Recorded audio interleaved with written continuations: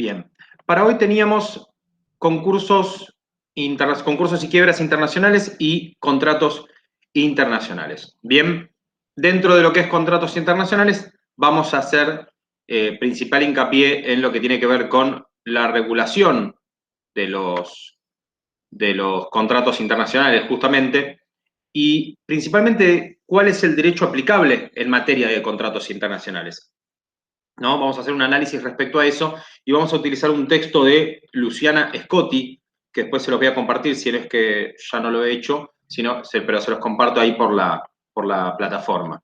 Bien. A ver, tenemos en cuenta que lo que es el nuevo Código Civil y Comercial de la Nación, ¿sí?, que entró en vigencia hace unos 5 años atrás, contempla justamente normas especialmente destinadas a lo que es la regulación de los contratos internacionales. Bien, tanto respecto a lo que es la jurisdicción competente como a lo que llamamos el derecho aplicable. ¿Sí? La jurisdicción competente es lo que conversamos, compartimos, dialogamos, hablamos la clase pasada. Bien. En cuanto a lo que tiene que ver con el derecho aplicable, la sección 11ª del título cuarto, o sea, lo que son las disposiciones de derecho internacional privado, bien, de lo que es el libro sexto del Código, se ocupa de los contratos internacionales en general, ¿sí? Tienen igual un link en la plataforma que va a la parte, a los artículos del Código, bien, y a la ley en cuanto a lo que tiene que ver con el nuevo Código Civil y Comercial, ¿sí? La 26994. Así que les recomiendo que puedan ir al título cuarto. Bien. Entonces, volviendo otra vez a lo de los contratos internacionales.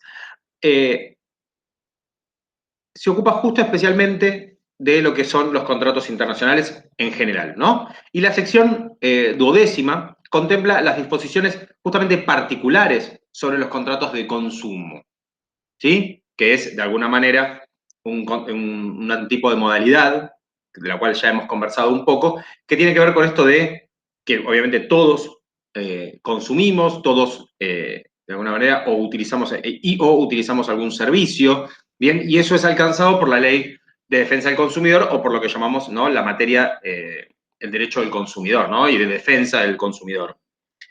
Justamente, ¿cuál es la característica del derecho al consumo? Es esta presencia de esta parte débil, que sería el contratante, bien, del otro lado, el empresario, el prestador del servicio, bien, el que vende, y que requiere justamente, tratándose de una parte débil, notoriamente, como es en el caso del derecho del consumidor, justamente requiere una tutela del ordenamiento, requiere una tutela especial del ordenamiento jurídico. ¿Por qué justo se me escapó lo del trabajador? Porque era lo que lo iba a comparar, ¿no? Iba a comparar el derecho al consumidor con el derecho al trabajador, pero en esto nada más, en que se presume que hay una parte en el contrato, bien, que es la que lleva adelante el trabajador, que justamente es quien de alguna manera representa también una figura de debilidad.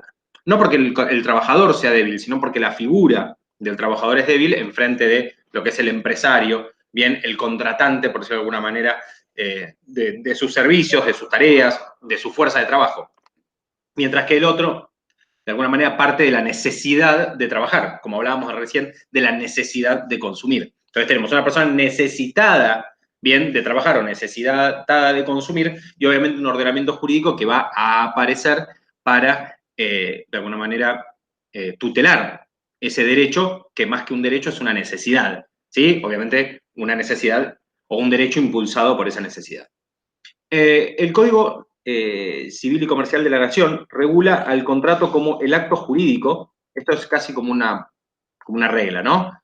Sea el contrato que se trate, es acto jurídico mediante el cual dos o más partes, ¿bien? Y ahí empezamos. Manifiestan su consentimiento para crear, regular, modificar, transferir o extinguir relaciones jurídicas patrimoniales. Artículo 957. ¿Sí? ¿Se acuerdan cuando hablábamos de los derechos patrimoniales y dentro de los derechos patrimoniales? Bien, justamente aparecen estos contratos, estos actos jurídicos, estos acuerdos de voluntades, ¿sí? ¿Para qué? Para crear, regular, modificar, transferir o extinguir, ¿sí? O sea, finalizar las relaciones jurídicas patrimoniales que se hayan, de alguna manera, creado por un contrato. Entonces, en este caso, esto es como de alguna manera también una definición bastante amplia porque comprende toda la materia sobre lo cual puede versar un contrato, ¿sí? El crear una relación jurídica, simplemente el regular una relación jurídica ya creada, el modificar la relación jurídica que ya está en funcionamiento o está existiendo, ¿sí? Un contrato de tracto sucesivo, justamente, transferir, ¿sí? La transferencia de derechos de uno a otro, o bien, como decía recién el ejemplo, extinguirlas, finalizarlas, terminar una relación que podría ser, por ejemplo, una modificación, una adenda al contrato original, por ejemplo, no es un contrato de alquiler. Entonces, decidimos finalizar la relación jurídica porque a mí no me sirve o porque a vos no te sirve, entonces, efectivamente, la terminamos acá. Entonces, ahí estamos utilizando un acto jurídico voluntario, ¿sí? En el cual prestamos nuestro consentimiento para extinguir la relación jurídica que se había creado. ¿Se entendió? O mejor dicho, alguna duda respecto de lo que estoy diciendo, díganme si voy muy rápido. Me imagino que el silencio significa que entendieron todo perfecto. Sí, sí, perfecto. Bien, perfecto. Sí, es verdad, porque si pregunto si hay alguna duda y nadie contesta, significa que no hay ninguna duda, así que está muy bien.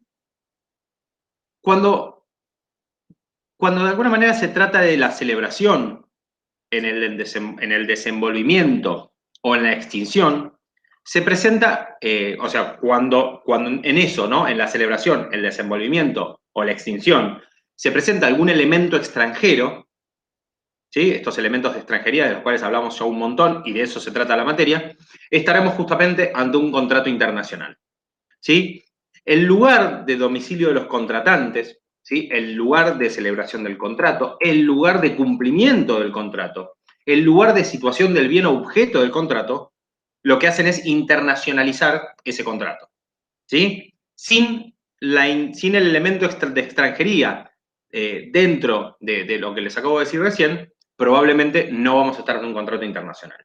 ¿Sí? El lugar de domicilio de los contratantes, el lugar de celebración del contrato, el lugar de cumplimiento del contrato, el lugar de situación del bien objeto del contrato. Es lo que justamente internacionaliza el contrato. Un contrato es internacional, multinacional, cuando está vinculado a múltiples sistemas jurídicos. ¿Sí?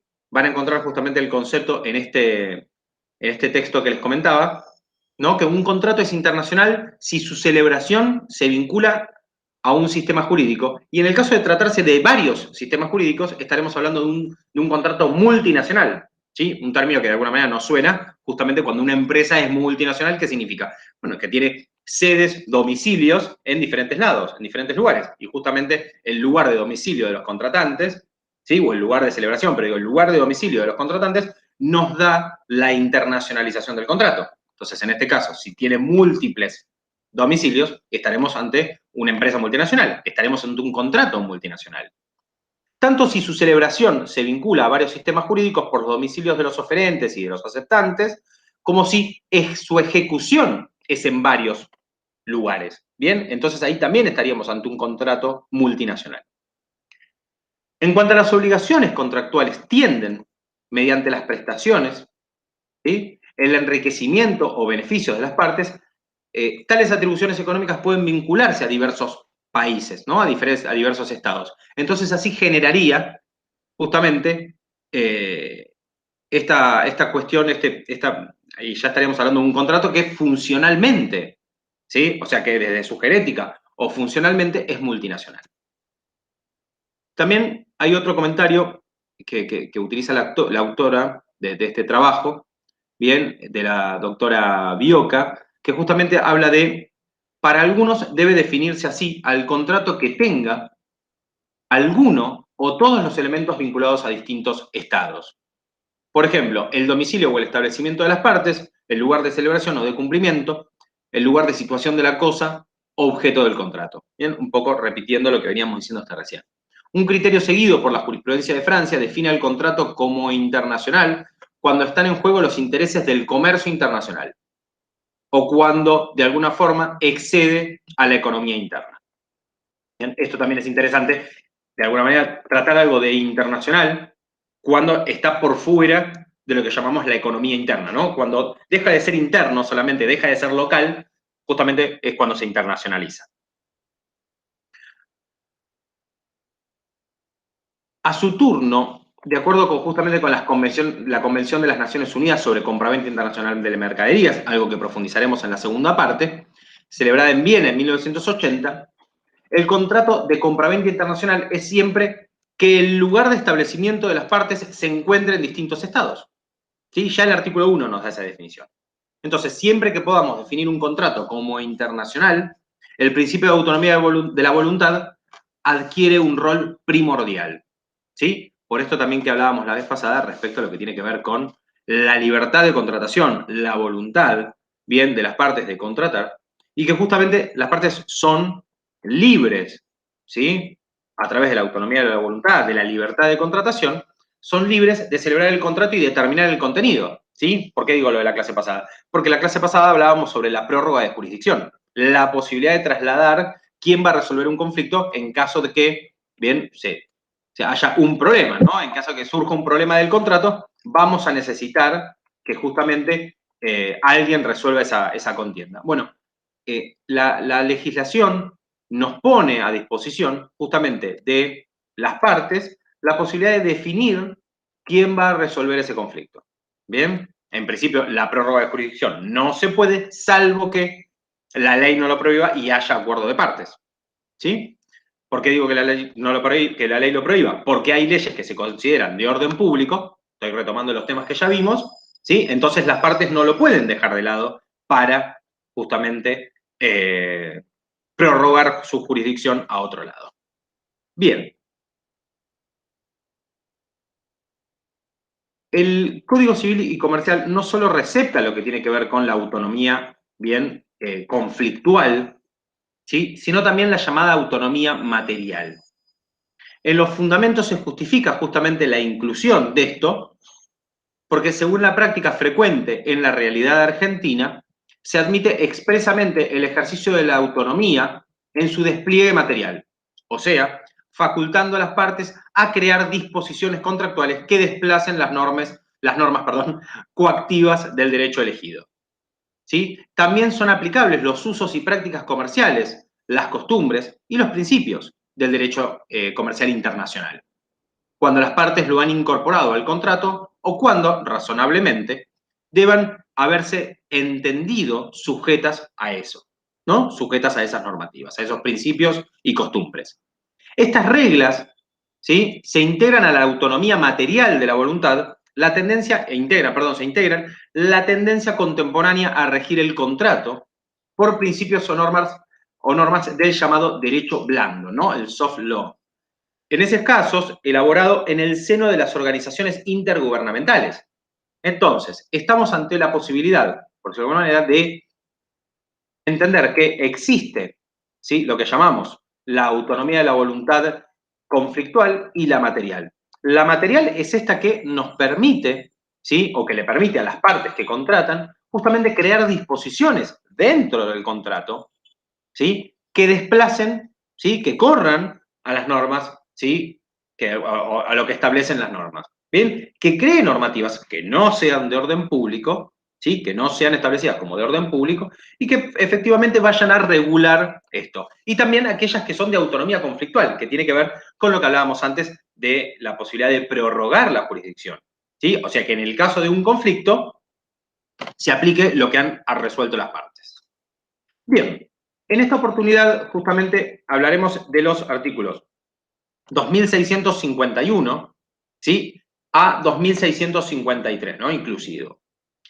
En cuanto a lo que tiene que ver con referentes a lo que es el derecho aplicable a los contratos internacionales, ¿no? Lo primero que hablamos, o que estábamos hablando recién, el principio de autonomía de la voluntad, ¿sí? El artículo 2651. ¿Alguien entró al link que les dije del código o de la ley 26994? Sí, ¿qué pasó? Bien, vamos a hablar del artículo 2651.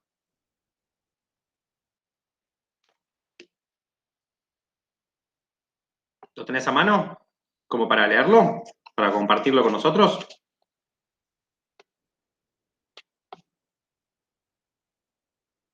Sí. Dale, Gastón, te escuchamos. Artículo 2651, autonomía de la voluntad. Los contratos se rigen por el derecho elegido por las partes en cuanto a su validez intrínseca, naturaleza, efectos, derechos y obligaciones. La elección debe ser expresa o resultar de manera cierta y evidente de los términos del contrato o de las circunstancias del caso. Dicha elección puede referirse a la totalidad o a partes del contrato. ¿Sigo? Sí, por favor. El ejercicio de este derecho está sujeto a las siguientes reglas. A. En cualquier momento pueden convenir que el contrato se rija por una ley distinta de la que lo regía, ya sea por una elección anterior o por aplicación de otras disposiciones de este código. Sin embargo, esa modificación no puede afectar la validez del contrato original ni los derechos de terceros.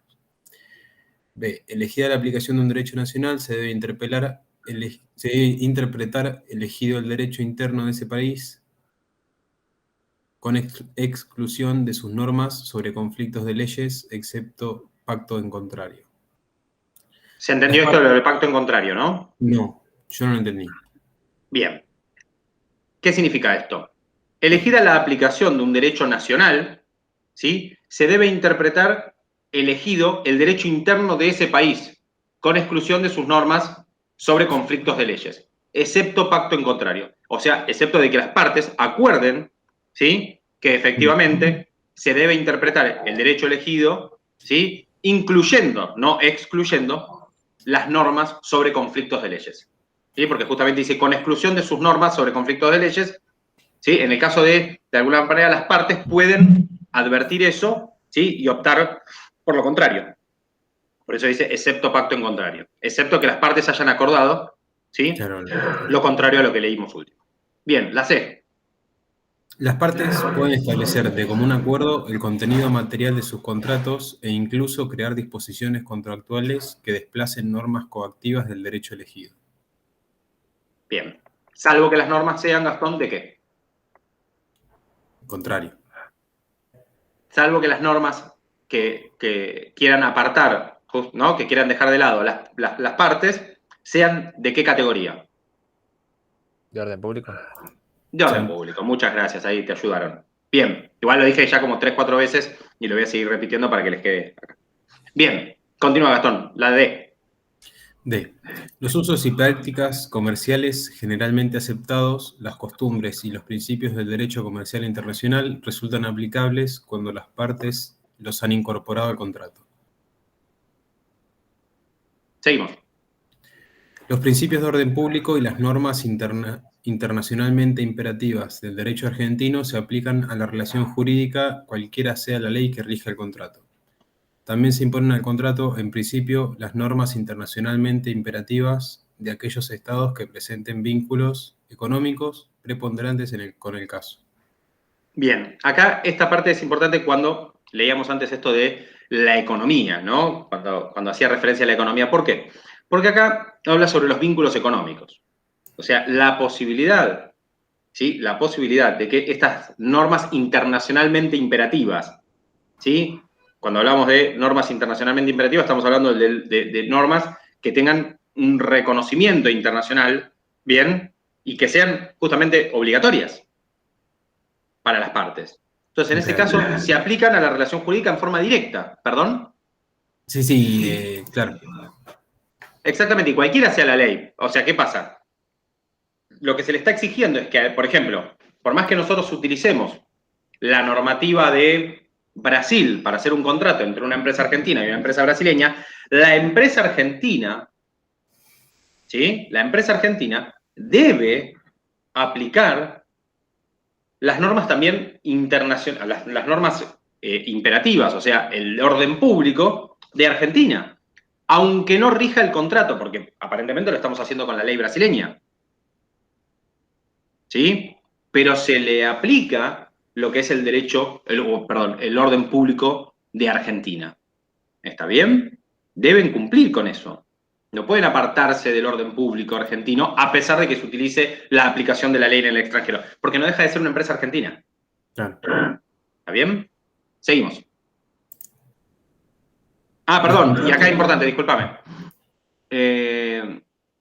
Y también aparecen las normas internacionalmente imperativas de aquellos estados que presenten vínculos económicos preponderantes con el caso. O sea, esto de no son directamente contratantes, probablemente, pero sí tienen un vínculo económico muy fuerte, muy importante. Acá utiliza la palabra preponderante, ¿sí? O sea, lo está ubicando en una función importante y lo está ubicando en un lugar de primera vista, ¿no? Entonces, en esos casos, la influencia sobre esos estados, ¿sí? A pesar de que pueden no ser partes, pero le está provocando, porque por ejemplo, no sé, se aplican las leyes de Brasil, pero el contrato se ejecuta o se lleva a cabo o se materializa en Chile. Al materializarse en Chile, es importante que se apliquen también las normas internacionales, perdón, el orden público internacional o el orden público local, bien, de Chile. ¿Sí? ¿Por qué? Porque el lugar de ejecución del contrato, el lugar de puesta en práctica del contrato va a ser, por ejemplo, Chile. ¿Sí? Entonces yo no puedo manejarme solamente con la legislación argentina y con la legislación brasileña, o mejor dicho, con el orden público argentino, con el orden público y las normas brasileñas, y listo. No, tengo que mirar, ¿sí?, el orden público de Chile al momento de la ejecución. Porque hay un vínculo, obviamente, económico muy fuerte. ¿Sí? Pónganle que Argentina y Brasil permitan lo que es, no sé, yo qué sé, el trabajo esclavo. Pero el contrato se va a ejecutar en Chile, entonces yo tengo que saber si en Chile está prohibido el trabajo esclavo. Bien, continuamos. El F. Los contratos hechos en la República para violar normas internacionalmente imperativas de una nación extranjera de necesaria aplicación al caso no tienen efecto alguno. Esto lo habíamos visto ya cuando vimos lo que tiene que ver con orden público, esto de la posibilidad o la utilización de una norma para, de alguna manera, desacreditar o sacar de la aplicación u otra norma, bien, se entiende, por decirlo de alguna manera, que ahí hay una afectación al orden, ¿sí? Hay una afectación a los ordenamientos. Entonces dice que en el caso de yo realizar un contrato, ¿sí?, pero estoy violando, ¿sí?, las normas internacionalmente imperativas o el orden público de una nación extranjera, ¿sí?, de necesaria aplicación al caso, ¿sí? Esto de decir, bueno, no importa, lo ponemos aunque en Chile esté prohibido, pero el contrato es argentino, esa norma no es aplicable. Sea que esté utilizando la legislación argentina, la legislación brasileña, no importa. Que esté de acuerdo con la legislación argentina o brasileña, de alguna manera no puedo con eso dejar de lado que la aplicación o la puesta en práctica o la ejecución del contrato al realizarse en Chile también tengo que tener en consideración eso. Por consiguiente, lo que dice el apartado F es que esta norma no tiene efecto. ¿Sí? Bien, la G. La elección de un determinado foro nacional no supone la elección del derecho interno aplicable en ese país. Bien, ¿a qué se refiere con foro? Se refiere a la jurisdicción, ¿no? Pero a la jurisdicción no en un sentido amplio, sino estrictamente el lugar, ¿no? Elegir, ¿sí?, lo que llamamos la opción de foro, ¿sí? Esto de elegir quién resuelve en caso de que exista un conflicto, ¿sí?, no significa que yo voy a aplicar el derecho interno, ¿sí?, que corresponde al país donde ese foro es nacional. ¿Está bien? Simplemente estoy tomando la jurisdicción, no estoy tomando la legislación aplicable. O sea, no supone la elección del derecho interno. ¿Sí? Voy a tener que definirlo también. No solamente voy a prorrogar la jurisdicción o voy a seleccionar la jurisdicción, sino también tengo que indicar cuál es el derecho aplicable. ¿Ya está, Gastón? Y la última razón es que este artículo no se aplica a los contratos de consumo. Exactamente. Excluye la aplicación de los contratos de consumo. ¿Qué dice la autora respecto a esto, ¿no? Respecto de este 2651, que parece un poco largo, pero en realidad yo creo que tiene como cierta lógica en algunos casos y creo que tiene que ver también con lo que venimos viendo en estos días. El 2651 consagra lo que es el principio de la autonomía de la voluntad en materia de la ley aplicable. Establece justamente cuáles son que los contratos se rigen por el derecho elegido por las partes. ¿Sí? ¿En cuanto a qué? En cuanto a la validez intrínseca, en cuanto a la naturaleza jurídica del contrato, en cuanto a los efectos y a los derechos y obligaciones que justamente devienen o se disponen en ese contrato.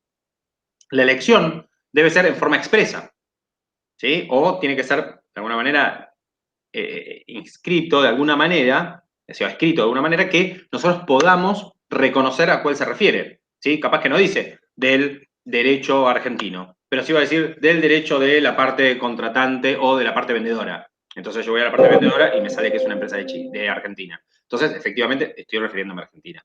¿Bien? O sea, yo tengo que poder expresarlo en el contrato, ¿sí? Y si no lo pongo en forma expresa, por lo menos tengo que poder identificarlo de manera cierta y evidente de los términos del contrato.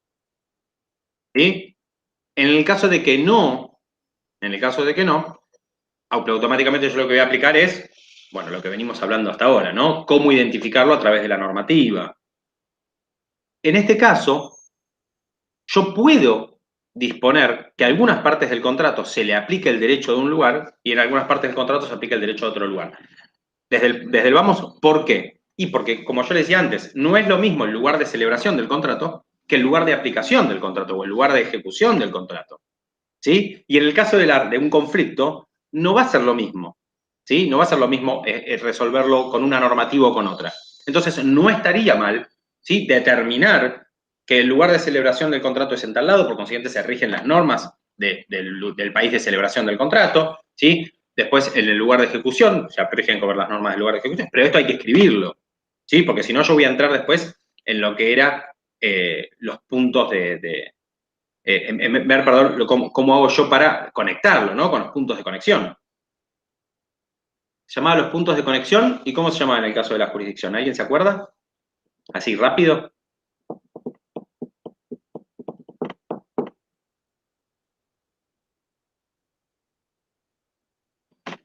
Nadie se acuerda. Hablé al Pepe durante toda la clase pasada. Los factores de atribución. Bien, dicha elección puede referirse entonces a la totalidad o a las partes del contrato. Muy bien, gracias Gastón.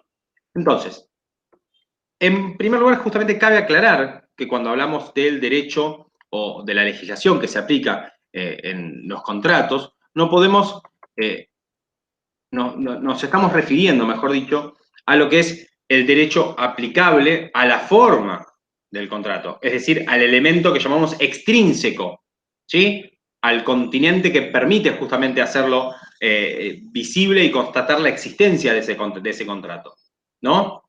Como así también a lo que llamamos a la ley de fondo, ¿sí? Es decir, a lo que llamamos la validez sustancial, la validez intrínseca del contrato. Les digo por qué esto. Porque cuando ustedes ingresen a la parte del aula, les va a decir, ¿no? O sea, capacidad y demás, y va a hablar sobre lo que llamamos la validez intrínseca. Cuando hablamos de la validez intrínseca, nos referimos a lo que tiene que ver con la normativa de fondo, ¿sí? Con la normativa que dice de alguna manera no cómo debe hacerse el contrato, sino la que establece justamente qué debe o qué tiene bien el contrato y bajo qué condiciones debe hacerse.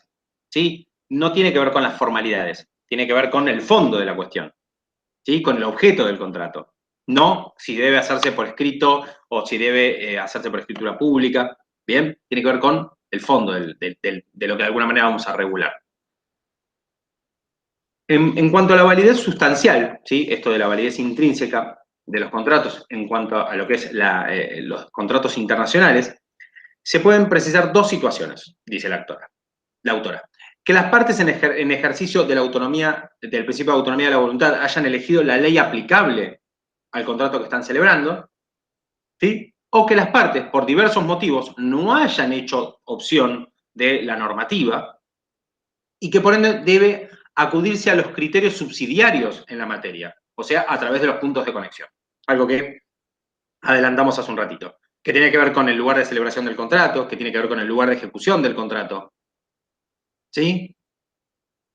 De alguna manera esto nos va a dar a nosotros la posibilidad de aplicar, si no dispusimos la normativa que queríamos y que podíamos acordar, bueno, se va a regir por los criterios que llamamos subsidiarios, o sea, aquellos que van más allá de lo que hayan acordado las partes.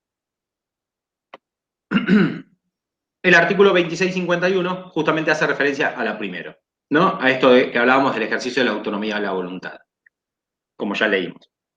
Debemos recordar que la autonomía de la voluntad en el ámbito contractual ha sido objeto de al menos dos significados diversos. Por un lado, una fuente original del derecho, ¿sí? O sea, independiente de todo orden preestablecido, las partes crean un contrato y a ese contrato le da una validez y una fuerza que tiene como si fuera de una ley para las partes.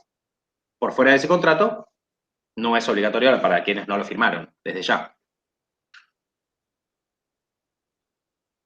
Casi se podría decir, habla acá de un derecho absoluto que tiene.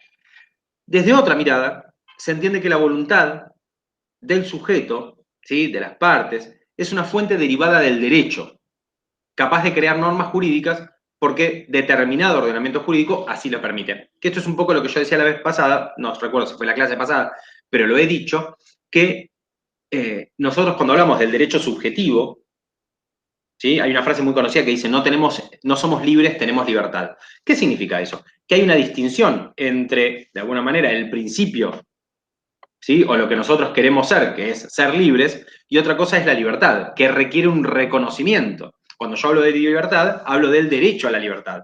Yo no digo tengo derecho a ser libre, yo digo tengo derecho a tener libertad o a gozar de mi libertad. ¿Por qué? Bueno, porque justamente la libertad es el derecho que me reconoce otro, es el derecho que me reconoce el Estado, es el derecho que me reconoce el ordenamiento jurídico, o sea, el derecho. Bien, entonces, ese conjunto de normas me va a reconocer a mí, ¿sí?, derechos. En ese caso, es este segundo punto que yo les decía recién, ¿sí? Estaríamos justamente ante lo que es una fuente derivada del derecho, ¿sí? La posibilidad de hacer un contrato, la facultad de hacer un contrato, de disponer las normas que van a aplicar a la relación jurídica internacional que vamos a generar, ¿sí?, deviene, ¿sí?, es derivada del derecho, ¿sí?, como norma, como conjunto de normas, ¿sí? El derecho de fondo. Sería un derecho subjetivo, como decíamos recién, derivado de un orden jurídico que lo acuerda. O sea, un derecho subjetivo que deviene o que deriva de un derecho objetivo. O del derecho objetivo. La facultad de elección de la ley del contrato encuentra su fundamento en el principio de libre disposición, al tiempo que aporta una significativa dosis de seguridad jurídica, permitiendo eliminar las dificultades propias de la determinación objetiva de la ley aplicable. Esto tiene que ver también con que el derecho internacional privado es enteramente vinculado con el comercio, ¿no? Si bien hay relaciones de derecho privado que no son comerciales, pero en su mayoría son de derecho privado y son comerciales. O mejor dicho, perdón, la mayoría de las de derecho privado son comerciales. De hecho, ustedes están en la carrera de comercio exterior y estamos viendo derecho internacional privado. En cambio, cuando ves derecho de familia, es muy poco lo que ves de derecho internacional privado. Entonces, se le aplica, o de alguna manera se abastece el derecho internacional privado, de esto de la autonomía de la voluntad y, por sobre todas las cosas, de las fluctuaciones del comercio, ¿sí?, que requieren que las reglas, que las normas sean mucho más laxas, porque el comercio es cambiante, ¿sí?, porque la actividad comercial tiene esas fluctuaciones y necesita que las normas, obviamente, sean igual de flexibles, acompañen esa situación, acompañen, ¿sí?, esa necesidad de que el comercio cambia, entonces las normas tienen que ser, ¿sí?, más flexibles y permitir que la autonomía de la voluntad haga que las relaciones comerciales fluyan. Bien. Quienes de alguna manera defienden la aplicación en el ámbito internacional se fundan en lo que llamamos el artículo 1197, ¿sí? En cambio, quienes negaron la posibilidad se basaron en los tratados de Montevideo, en especial en la versión de 1940, ¿sí? Esto tiene que ver con la facultad de elegir, ¿sí?, la ley que va a ser aplicable en el contrato. Esto tiene que ver con lo que llamamos lo que era el código anterior, ¿no?, el Código Civil, que en el artículo 1197 defendía, ¿sí?, lo que era la autonomía de la voluntad. En cambio, el Tratado de Montevideo, ¿sí?, el Montevideo II, porque el primero fue en 1880 y el segundo fue en 1940, permite justamente esta posibilidad. Tanto la doctrina como las jurisprudencias nacionales reconocían, ¿sí?, este principio con algunos límites, pero lo reconocían.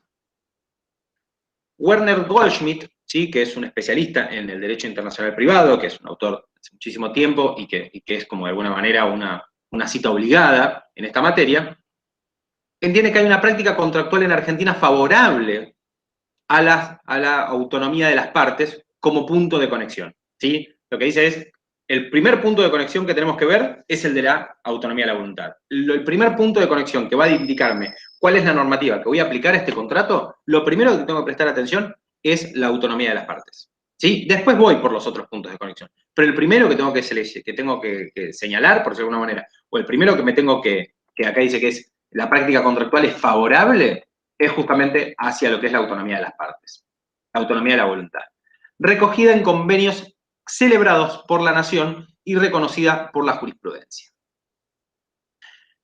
Bogiano justamente fundamenta la autonomía conflictual, ¿sí? Esto que tiene que ver con la resolución de conflictos, y admite dos alcances. La posibilidad de elección restringida a los lugares de real cumplimiento del contrato, ¿sí? Está, de alguna manera, un listado de artículos del Código Civil anterior. Y la B, con un criterio amplio de elección, aun cuando el derecho elegido no coincida con el lugar de ejecución del contrato, en base a la facultad de prorrogar la jurisdicción, ¿sí? En jueces o árbitros que actúen en el extranjero, ¿sí? Lo que establece el artículo primero del Código Procesal Civil y Comercial, ¿no? Algo que hablamos en cuanto a lo que es la prórroga de jurisdicción.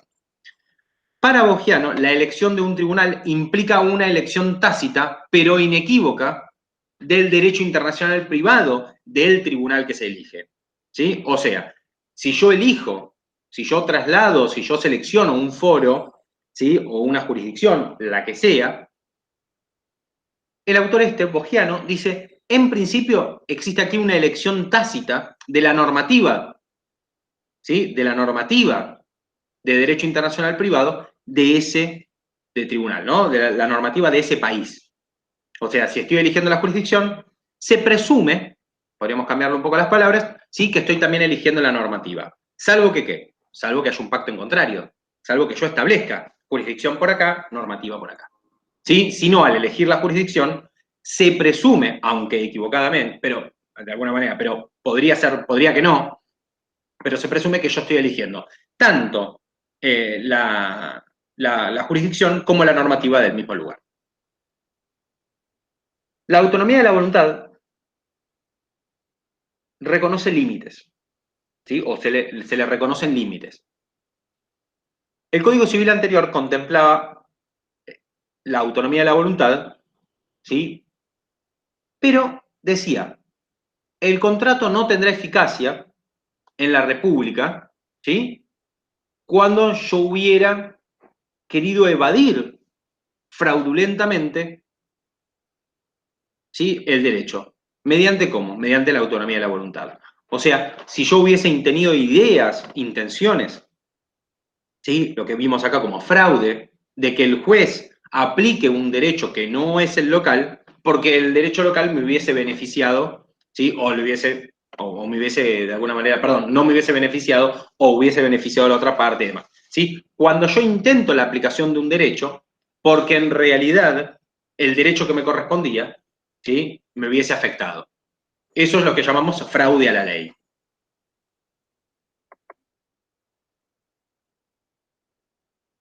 Una ley extranjera elegida por las partes o la que resulte naturalmente aplicable en virtud de normas de derecho internacional privado puede vulnerar los principios esenciales del derecho, ¿sí? Del foro, o sea, del Estado en el que yo elegí la jurisdicción. Y por lo tanto, esa normativa, ¿sí? Será desplazada. O sea, ¿se acuerdan cuando hablábamos de colaboración internacional y de la aplicación, perdón, de la aplicación y ejecución de sentencias en el extranjero? Uno de los requisitos justamente decía que las normas del contrato, ¿sí? O las normas que se intentan aplicar, no pueden vulnerar la normativa del país, ¿sí? La normativa del país en el que de alguna manera se va a ejecutar. ¿Sí? En el cual se puede decir vamos a tener jurisdicción. Y tiene sentido, porque el juez, ¿sí? O el árbitro, no importa, pero va a haber un precedente, una sentencia, ¿sí? De que hay un juez que aplicó, que resolvió una cuestión utilizando una norma que vulneraba los principios esenciales de ese país.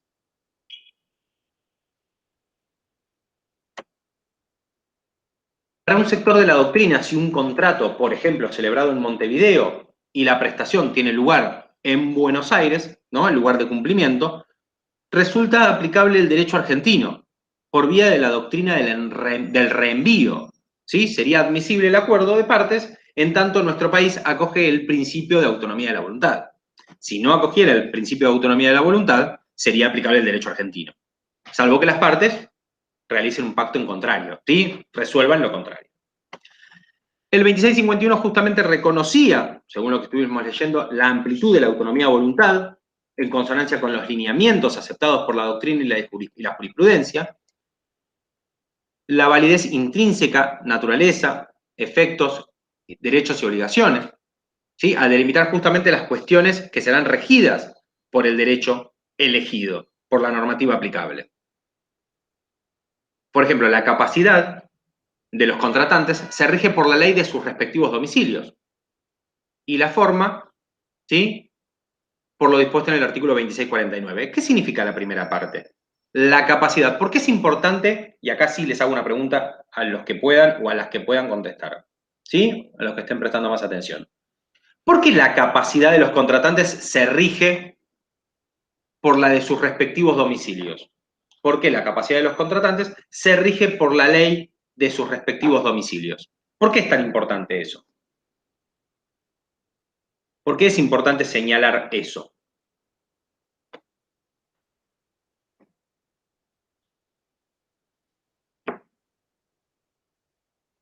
La pregunta es, ¿por qué?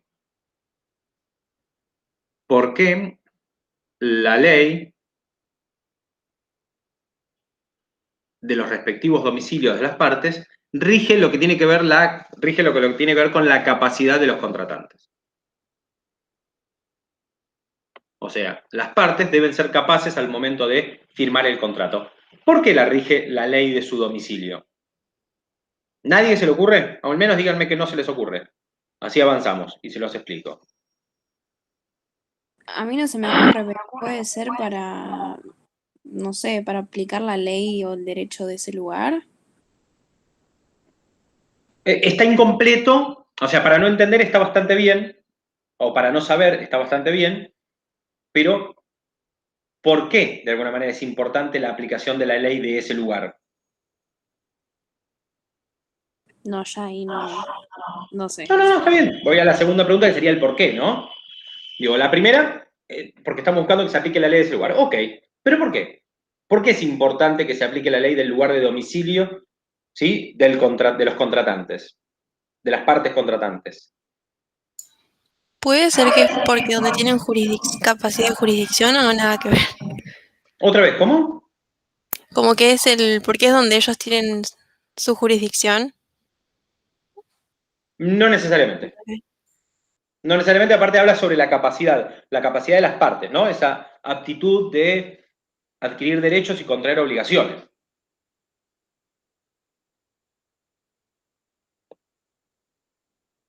Bueno, uno más y arruino la sorpresa. No, yo iba a decir algo parecido a jurisdicción, así que no. A ver, nadie ha estado tan lejos, ¿no?, como para decirles, ¡ah, un desastre! No. Pero sí está vinculado con la jurisdicción, o mejor dicho, sí está vinculado con la persona, con la parte. ¿Por qué?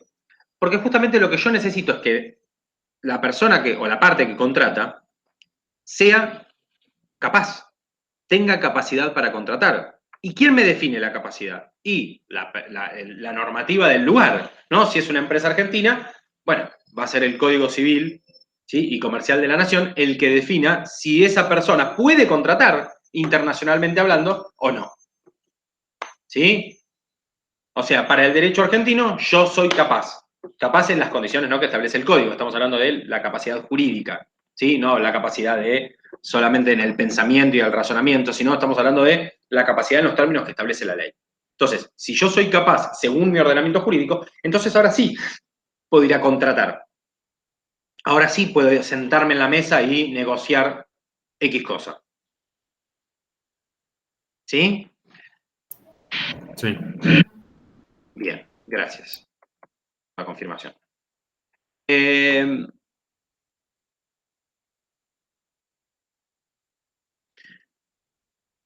La norma no lo explicita, ¿sí? Pero en lo que justamente se limita a los contratos, ¿sí? Es lo que llamamos los elementos extranjeros objetivamente relevantes o la internacionalidad objetiva. Esto les recomiendo que le den unos segunditos cuando lo lean en el texto, ¿sí?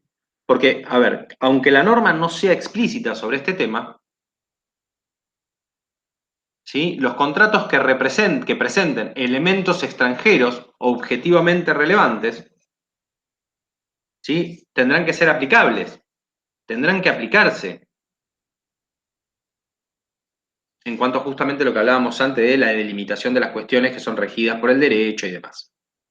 Por otro lado, la disposición analizada admite la elección expresa del derecho aplicable, pero también puede resultar de manera cierta y evidente de los términos del contrato o de las circunstancias del caso. El artículo 2651 admite expresamente la autonomía de la voluntad conflictual y la material, como ya lo hablamos.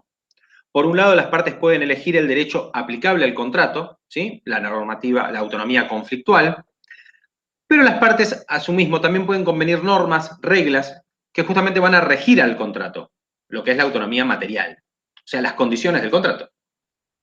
En este punto, justamente, se han diferenciado dos situaciones. Las partes que las partes desconecten el contrato del imperio de cualquiera de los derechos positivos del mundo, ¿sí? O sea, lo que llamamos la autonomía universal de las partes o autonomía material de primer grado, o que las partes combinen normas civiles y comerciales establecidas, ¿sí? O admitidas por cualquiera de los derechos que ellos podrían haber elegido, ¿sí? Lo que llamamos la autonomía material de segundo grado. La autonomía material de los diversos derechos elegidos, por ejemplo, a la validez del lugar, a la validez, el derecho del lugar de la celebración, a la ejecución, el derecho del lugar de cumplimiento. O sea, a la validez se le aplica el derecho del lugar de celebración, si yo que estoy de alguna manera cuestionando la validez del contrato. En cambio, a la ejecución del contrato, ¿sí? Lo que yo voy a prestar atención es al derecho del lugar de cumplimiento, justamente por lo que les decía antes, ¿sí? Si yo quiero analizar sobre si el contrato tiene validez o no, tengo que pensar en, bueno, primero si tiene validez en el país donde lo estamos firmando, donde lo estamos celebrando. Y en cambio, cuando tengo que pensar en la ejecución del contrato, ya en la puesta en práctica, ya el contrato, la finalidad que tenga, pero ya en funcionamiento, tengo que pensar o tengo que analizar en realidad si ese contrato va a ser ejecutable conforme a las normas del lugar donde se va a cumplir, donde se va a ejecutar ese contrato. ¿Sí? Esos dos estadios tengo que tener en cuenta. Bien, en este supuesto las partes no están obligadas. No están obligadas, ¿sí? En el caso que no conociera las normas coactivas del lugar donde se va a aplicar. Pero tampoco las partes se pueden liberar de todas las normas coactivas, ¿sí? Ellas están supeditadas al derecho coactivo común de los derechos elegibles, por no poder escapar a este por ningún acto de elección permitido. ¿Sí? Acá aparece lo que es una cita a la tesis de Bogiano, que les recomiendo que la lean. ¿Sí? Y después dice, el artículo 2651 reconoce la autonomía material en los términos de la tesis sustentada por Bogiano, cuando dice las partes pueden establecer de común acuerdo el contenido material de sus contratos e incluso crear disposiciones contractuales que desplacen normas coactivas del derecho elegido. ¿Sí? Entonces aparecen algunas reglas para esto. Me parece que estas... Bueno, en realidad creo que ya las leímos, ¿sí? Lo de las reglas, ¿no? La elección puede referirse a la totalidad o a partes del contrato, ¿sí? Lo que acá llama el dépesage. En cualquier momento las partes pueden convenir que el contrato se rija por una ley distinta a la que lo regía, ya sea por una elección anterior o por aplicación de otras disposiciones del código, pero la norma la norma impone un límite claro. Esa modificación no puede afectar a la validez del contrato original, ¿sí? Ni a los derechos de terceros. Tiene que continuar, por decirlo de alguna manera, la aplicación del contrato. Se rechaza lo que es el reenvío, ¿sí? Justamente la aplicación o la elección de un derecho nacional se debe interpretar como elegido el derecho interno de ese país, con exclusión de sus normas sobre conflicto de leyes. O sea, que no va a existir, en el caso de que yo elija una normativa, no va a existir este reenvío, ¿sí? Porque si yo aplico el derecho y me manda al derecho del lugar de celebración o al derecho del lugar de ejecución del contrato, claramente pierdo, ¿sí? La normativa. Pero cuando yo selecciono, opto por el derecho aplicable de uno u otro país, lo que estoy también rechazando es la posibilidad de que se empiecen a reenviar. Voy a aplicar la normativa justamente de aplicable al caso. ¿Sí? Aplicable al caso. ¿Por qué? Porque la seleccioné para eso. Pero no voy a prestar atención que en caso de un conflicto de leyes, bueno, se va a aplicar la normativa a otro lado, entonces me voy. No, no. Elegí ese país, me quedo con ese. Perdón, elegí el derecho de un país, me quedo con ese. La elección de un determinado foro nacional no supone la elección del derecho interno aplicable a ese país. Dice, ¿sí? Dice lo que se deviene del artículo 2651. Los usos y prácticas comerciales generalmente aceptados, las costumbres y los principios del derecho comercial internacional resultan aplicables cuando las partes lo han incorporado al contrato, ¿sí? Dada la importancia de esta inclusión, nos detendremos en ese punto más adelante. La autonomía de la voluntad es limitada. ¿Por quiénes? Por el principio de orden público, ¿sí? Artículo 2600. Por las normas internacionalmente imperativas del derecho argentino, cualquiera sea la ley que rija el contrato, ¿sí? Pero ya de alguna manera importa, desde Argentina, ¿no? Importa que esas normas sean de orden público e internacional para Argentina, aunque, como les decía, rija el contrato la normativa brasileña. Las normas internacionalmente imperativas de aquellos estados que presenten vínculos económicos preponderantes en el caso también van a ser relevantes y por eso no podrá ser aplicable, bien, la normativa. La autonomía de la voluntad, perdón, o la normativa que se haya optado. Por fraude a la ley, los contratos hechos en la República Argentina para violar normas internacionalmente imperativas de una nación extranjera y aplicable al caso, ¿no? Esa normativa no tiene efecto. Y tampoco es aplicable a lo que llamamos los contratos de consumo, ¿sí? Como le decía al final.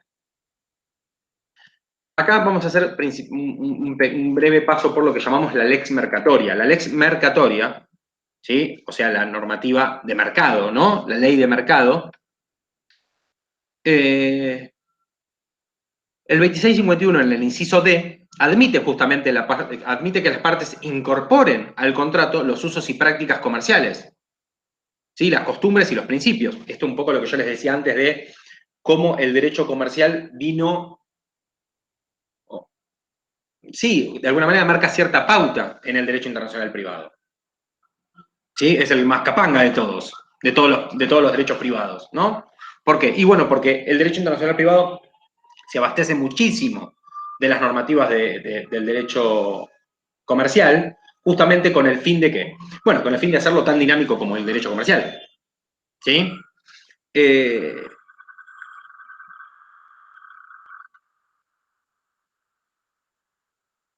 debate doctrinario en torno a lo que es la noción de la lex mercatoria, ¿sí? Roza cuestiones relevantes a lo que es la teoría general del derecho, principalmente el concepto mismo de sistema jurídico y las relaciones entre el Estado y el derecho. La lex mercatoria constituye una realidad sumamente dinámica y rica desde el plano conceptual, que se presenta como un polo de atracción inevitable para todo especialista del derecho comercial internacional. Tal como Madrid Martínez, ¿sí? Me imagino señala, no se trata de una noción unívoca, sino más bien de un continente dentro del cual se agrupan muchos elementos diferenciados entre sí y solo con dos características comunes, el carácter nacional y la ausencia de una fuerza vinculante, ¿sí? De alguna manera sí surge lo que llamamos, o lo que pasaría a ser, ¿no? Este derecho comercial internacional. Con dos características comunes, ¿no? Como decíamos recién, el carácter anacional, ¿sí? O sea, no nacional, y la ausencia de una fuerza vinculante que justamente se aplique de manera directa y obligatoria. La gran mayoría de las definiciones tienden a ser descriptivas, dice la autora. En cuanto a lo que es el contenido, justamente prestigiosa doctrina aclara que, si no es posible proveer una lista exhaustiva de todos los elementos de la lex mercatoria en su formulación, se encuentran, en efecto, una serie de principios generales que las prestaciones contractuales deben ser equilibradas. ¿Sí? La interpretación de buena fe de los contratos, presunción de competencia de los operadores del comercio internacional, compromiso para el acreedor de una obligación inejecutada, de minimizar el perjuicio, la suposición a la falta de acción, de renuncia, etc. ¿Sí? A la hora de definir, entonces, la lex mercatoria, se pueden advertir tres grandes orientaciones. Igual lo de la lex mercatoria, ustedes lo tienen que haber visto en derecho comercial, ¿no? ¿Lo vieron?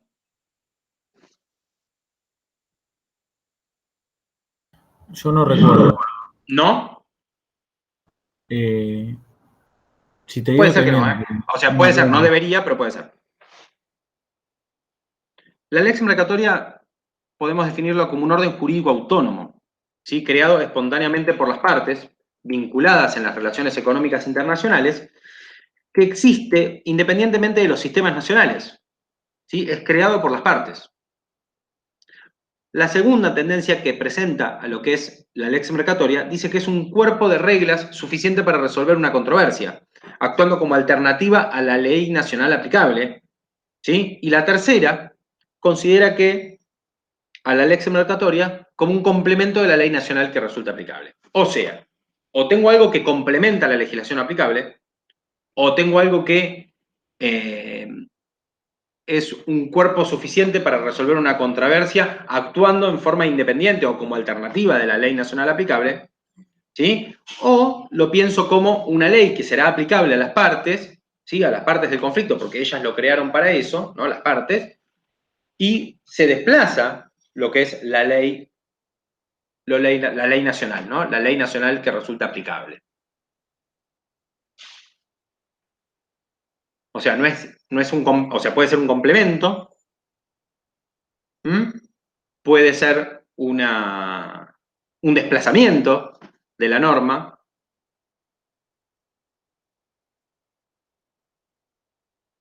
o puede ser también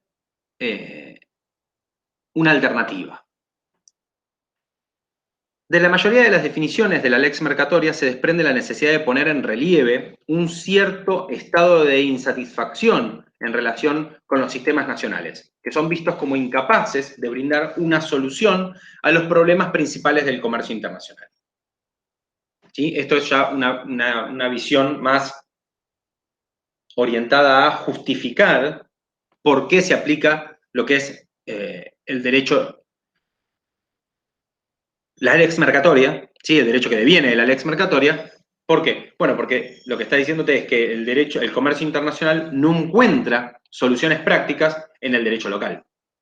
Lo cierto es que más allá de los problemas de legitimación y eficacia que enfrenta la lex mercatoria y de los debates doctrinarios, algunos que dicen A, otros que dicen B y los del C que están en el medio, los comerciantes siguen haciendo negocios en un mundo que se hace cada vez más pequeño, ¿sí? A pesar de parecer que crece más.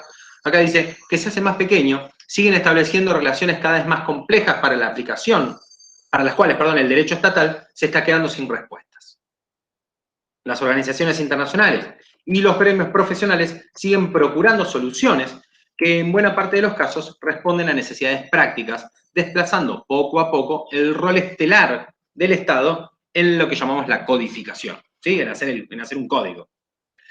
Por ello, tal como afirma Moreno Rodríguez, desde una perspectiva más pragmática, se ha dicho que la pregunta no debería ser lex mercatoria sí o no, sino cuándo y cómo. Es decir, lo que últimamente importa es el grado en que los estados hoy día permiten que las partes en un contrato comercial internacional se refieran a ella para escapar de la aplicación de otras leyes, ¿sí? De las leyes domésticas. Entonces te aparece el ofrecimiento a que uno se desplace, entonces automáticamente uno dice, bueno, listo, ya está. Nos vamos de la aplicación de la ley doméstica con tal de que no aplicarla, nos vamos por la lex mercatoria.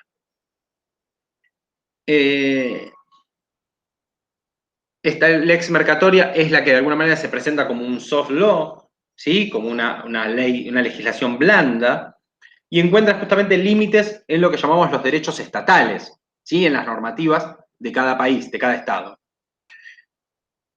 Abrirse al soft law no puede significar una libertad tan grande que permita a los grupos de interés que los motorizan dar por tierra por las pautas básicas, ¿sí? Dar por tierra con las pautas básicas de convivencia de cada sociedad nacional, individualmente o en agrupaciones u otras formas de uniones de estados.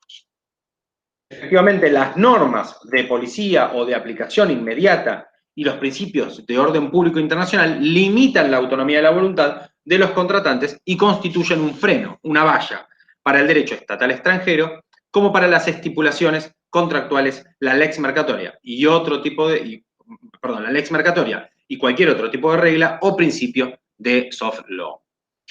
Los criterios subsidiarios para determinar el derecho aplicable, ¿sí? El 2652, ¿sí? Por fin avanzamos, establece justamente cuáles son los criterios para la determinación del derecho aplicable en defecto de la elección de las partes, o sea, cuando no hubiere elección de las partes. En tales casos, el contrato rige por las leyes y usos del país del lugar de cumplimiento. Gastón, u otro, mejor dicho, porque ya Gastón habló, ¿quién tiene ahí el código, ¿sí? O la 26994 del Código Civil y Comercial de la Nación, que pueda ayudarme con el 2652, que puede ayudarnos? ¿A quién tenemos por ahí? Artículo 26. Artículo 2652. ¿Quién lo puede leer? Yo lo leo. Pero... Dale. Es como una voz que viene de ultratumba, ¿no? Digo, porque no te vemos, Ignacio. Ahí, prende. Dale, así me aparece una I gigante en el medio y me van a decir, che, ahí está. Artículo 2652. Determinación del derecho aplicable en efecto de elección por las partes. En defecto de elección por las partes del derecho aplicable, el contrato se rige por las leyes y usos del país del lugar de cumplimiento. Si no está designado o no resultare de la naturaleza de la relación, se entiende que el lugar de cumplimiento es el del domicilio actual del deudor de la prestación más característica del contrato. En caso de no poder determinarse el lugar de cumplimiento, el contrato se rige por las leyes y usos del país del lugar de celebración. La perfección de los contratos entre ausentes se rige por la ley del lugar del cual parte la oferta aceptada.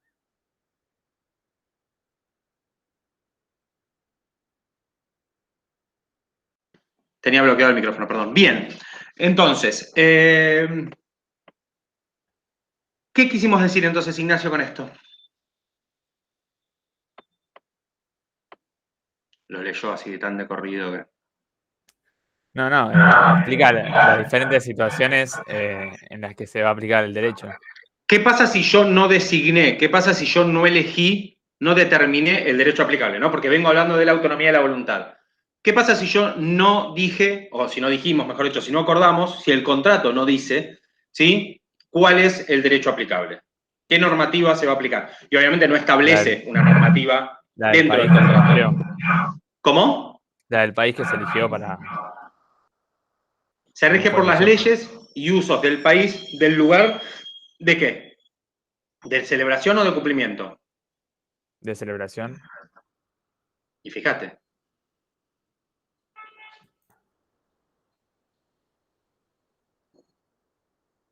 De cumplimiento. De cumplimiento. ¿Bien?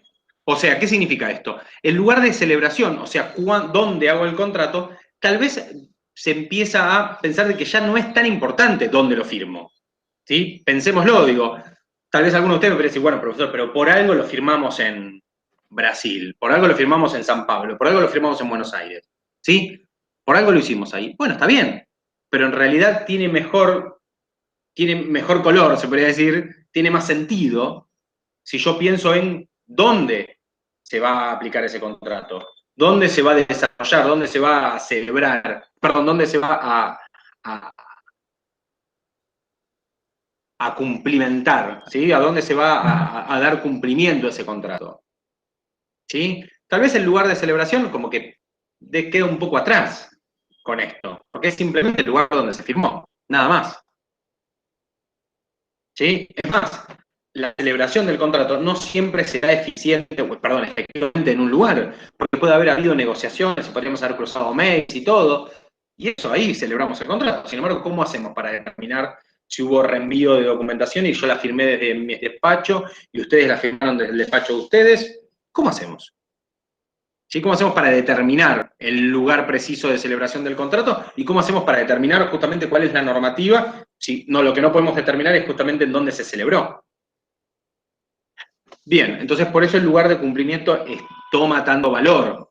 Si no está designado o no resultare de la naturaleza de la relación, ¿sí? Se entiende que el lugar de cumplimiento es el del domicilio actual del deudor de la prestación. Más característica del contrato. ¿Por qué? Bueno, porque puede haber varias prestaciones que se adeuden o que se deban en el contrato. Pero hay una prestación que es principal, hay una que determina de alguna manera cuál es el contrato. ¿Sí? Entonces, o sea, cuál es de alguna manera, cuál es el objetivo de ese contrato. El objetivo de ese contrato me indica cuál es el objeto del contrato, cuál es la prestación más característica de ese contrato. Bien, entonces, el lugar en el cual el deudor, ¿sí? deba el domicilio, perdón, actual del deudor, ¿sí? de la prestación más característica del contrato, será el que de alguna manera me aporte o me indique cuál es la normativa aplicable. En caso de no poder determinarse el lugar de cumplimiento, el contrato se rige por las leyes y usos del país del lugar de celebración. ¿Sí? Recién ahí, de alguna manera, de última instancia, aparece la celebración. ¿Sí? El lugar de celebración. La perfección de los contratos entre ausentes se rige por la ley del lugar del cual parte la oferta aceptada. Esto un poco lo que yo les decía, contratos entre ausentes, es cuando las partes no se reúnen para celebrar el contrato, sino que de alguna manera lo hacen en distintas jurisdicciones, desde distintos lugares. ¿Sí? Entonces, efectivamente, ese contrato va a tener validez. No es que por no haberse juntado a firmarlo no tiene validez. No, tiene validez. Pero es un contrato entre ausentes. ¿Sí? Entonces se va a aplicar, se va a utilizar, sí, aplicar está bien, la normativa del lugar del cual partió la oferta que fue aceptada por la otra parte. ¿Sí? Si yo generé de alguna manera la oferta y ustedes la aceptaron, se va a aplicar el derecho del país del cual salió la oferta. ¿Sí? O sea, desde Argentina. Obviamente suponiendo que ustedes están en otro lado. En ausencia de la elección de la ley aplicable a los contratos internacionales, el código anterior, ¿no? El de Vélez-Sarsfield, ¿sí? Nos remitía a lo dispuesto en los artículos 1205, 1209 y 1210, ¿sí? Que es, de alguna manera, las normativas para todo tipo de contrato internacional, sin atender, las particularidades de algunos contratos que son específicos, que tienen que ver con cuestiones muy particulares. En el texto se dan los ejemplos. Bien.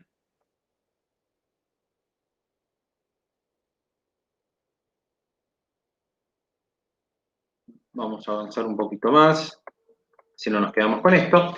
El artículo 2652 determina el derecho aplicable en defecto de la elección de las partes y establece al respecto las siguientes reglas. ¿Sí? ¿Las tenés ahí las reglas, Ignacio?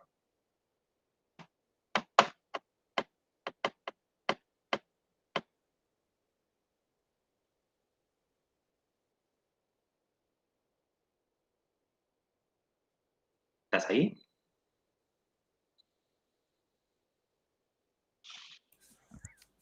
Ahí te me escuchas, profe. Sí, perfecto. Se me trabó todo, andame la Wi-Fi, perdón. No hay problema. ¿Qué preguntaba si tenía acá? ¿Cómo, perdón? ¿Qué fue lo que preguntaste? Sobre las Se me reglas traban reglas. que establece el 2652. Ok.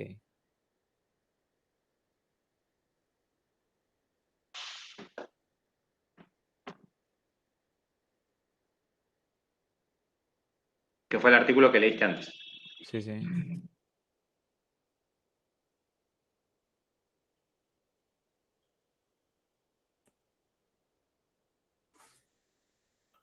¿Se supone que tiene que estar acá? Sí, no te preocupes, lo leo yo porque capaz que están acá en el texto. Tranqui. El contrato se rige por las leyes y usos del país del lugar de cumplimiento. ¿Sí? Esta regla que hablábamos antes. Si el lugar de cumplimiento no está designado o no resultare de la naturaleza de la relación, se califica como lugar del domicilio actual del deudor de la prestación más característica del contrato. ¿Sí? Lo que dijimos antes. En caso de no poder determinarse el lugar de cumplimiento, el contrato se rige por las leyes y usos del país del lugar de celebración. ¿Sí? En los supuestos en donde no es posible identificar una prestación más característica que otra, se regirá por el lugar de su celebración. Esto fue lo que desglosamos del 2652. La perfección de los contratos entre ausentes se rige por la ley del lugar del cual partió la oferta aceptada. ¿Sí? Con relación a los criterios subsidiarios, que es lo que hablábamos recién, del 2651 y del 2652, en cuanto a la autonomía de la voluntad, cabe señalar que los contratos internacionales celebrados electrónicamente es mucho más complejo fijar cuál es el lugar de celebración o de cumplimiento, sobre todo cuando ellos se desarrollan completamente online, que era un poco el ejemplo que yo les daba antes.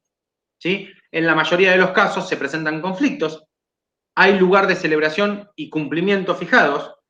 Ello es así porque las partes tienen una conducta orientada al anclaje en el mundo real.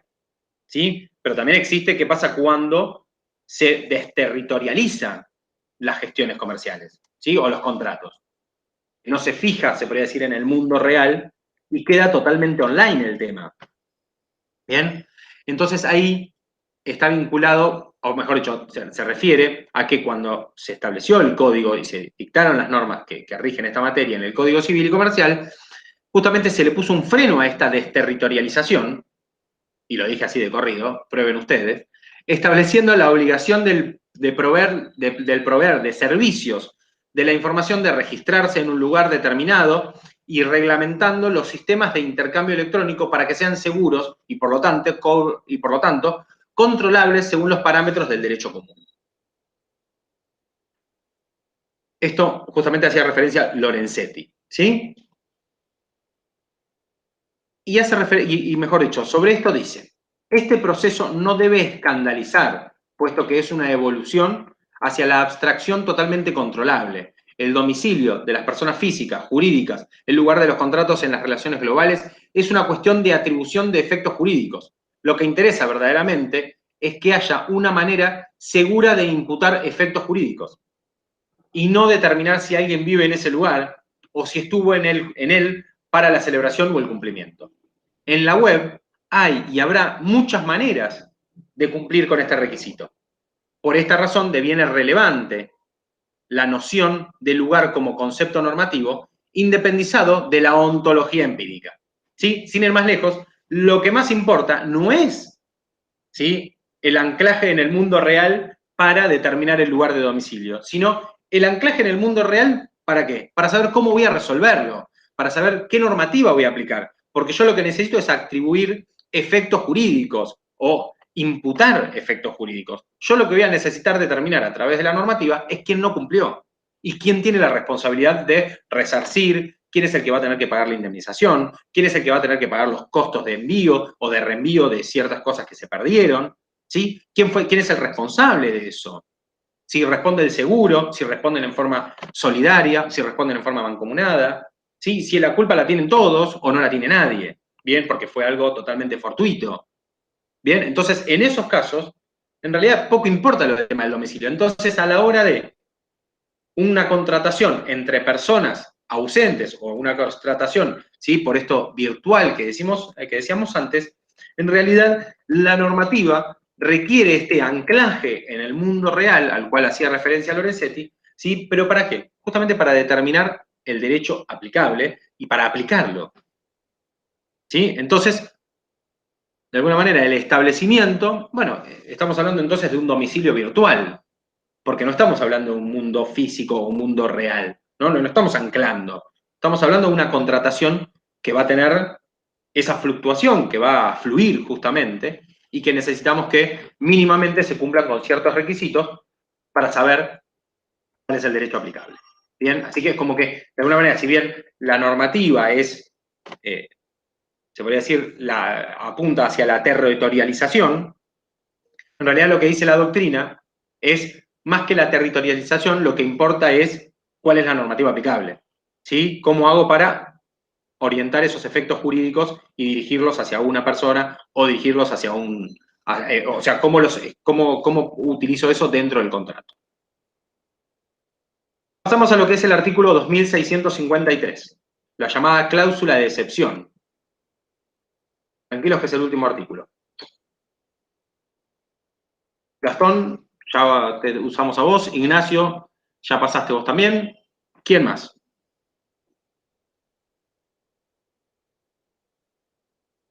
¿Alguien que nos pueda acompañar, que nos pueda colaborar con el artículo 2653 del Código Civil y Comercial? Profe, yo puedo leer. Dale. Estoy teniendo problemas con la cámara que se puso en negro. No pasa nada, no, prefiero que se te escuche antes de perderte, por decirlo de alguna manera. Te escuchamos, Fiona. 2653. Bien. Cláusula de excepción. Bueno, Excepcionalmente, a pedido de parte y tomando en cuenta todos los elementos objetivos y subjetivos que se desprenden del contrato, el juez está facultado para disponer la aplicación del derecho del Estado con el cual la relación jurídica presente los vínculos más estrechos. Esta disposición no es aplicable cuando las partes han elegido el derecho para el caso. bien. Entonces, ¿qué entendiste por esto?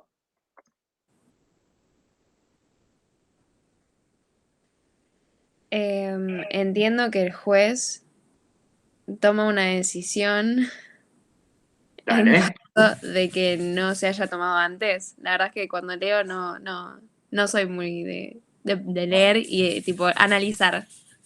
Bien. La autora en este caso reconoce como que en este artículo hay como una especie de válvula de escape.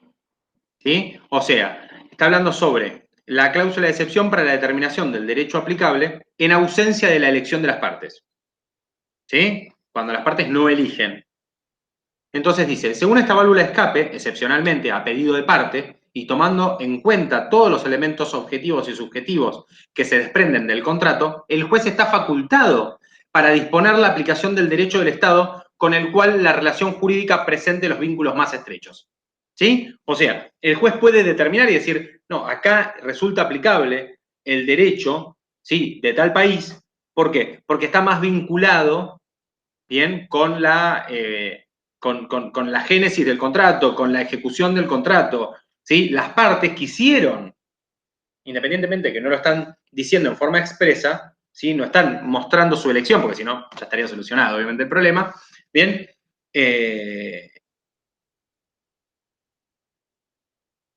O sea, de hecho, es más, la disposición esta no es aplicable cuando han elegido un derecho para el caso. Entonces, acá el juez lo que hace es voy yo a determinar cuál es. Y para mí es el de Argentina. ¿Por qué? Bueno, porque el lugar de ejecución del contrato es Argentina, porque en cuanto a lo que se lee del contrato, es claro que está ligado o está intrínsecamente vinculado con lo que tiene que ver con el derecho argentino, etc. ¿Sí? Y los ejemplos que se les ocurran. El artículo 2653 flexibiliza los criterios adoptados en el 2652, ¿sí?, para determinar lo que tiene que ver con el derecho aplicable. ¿Por qué? Porque nosotros decíamos que ante la ausencia de la elección de las partes se aplicaba, ¿no?, lo del lugar de cumplimiento, sino lo del lugar de tal, y si no el lugar de tal, y si no el lugar de celebración. Pero en este caso dice que el juez puede tener esta facultad de determinar. ¿Sí? Y entonces acá la autora divide, dice, el juez debe tener en cuenta que es una facultad excepcional, opera a pedido de la parte interesada, debe considerar todos los elementos objetivos y subjetivos del contrato, ¿sí?, que lo conduzcan a aplicar cuál es el derecho, ¿sí?, distinto al del lugar de cumplimiento, porque si no, ya se aplicaría el del lugar de cumplimiento. Pero acá el juez lo que hace es, tiene en cuenta criterios objetivos y subjetivos también, ¿sí?, porque va a ir justamente a los sujetos intervinientes, va a ir a cuestiones muy puntuales de ese contrato, y lo que va a analizar es en cuanto a la materia contractual sobre la que rige el contrato, va a decir, bueno, acá ¿sí? El derecho aplicable con justicia, porque está más vinculado, porque tiene justamente vínculos más próximos, más cercanos con la temática que rige el contrato, entonces se aplica el derecho de tal país. ¿Sí? Por eso dice que es como de excepción. ¿Sí? Es una facultad excepcional que se le deriva o se le otorga al juez. Por último, en este tema decimos, las disposiciones contemplan soluciones idóneas, ¿sí? En estos 3 artículos que estuvimos hablando, contemplan soluciones idóneas que responden a las tendencias mayoritarias en cuanto a la doctrina y a la jurisprudencia argentina, así como también entiende la autora del derecho comparado.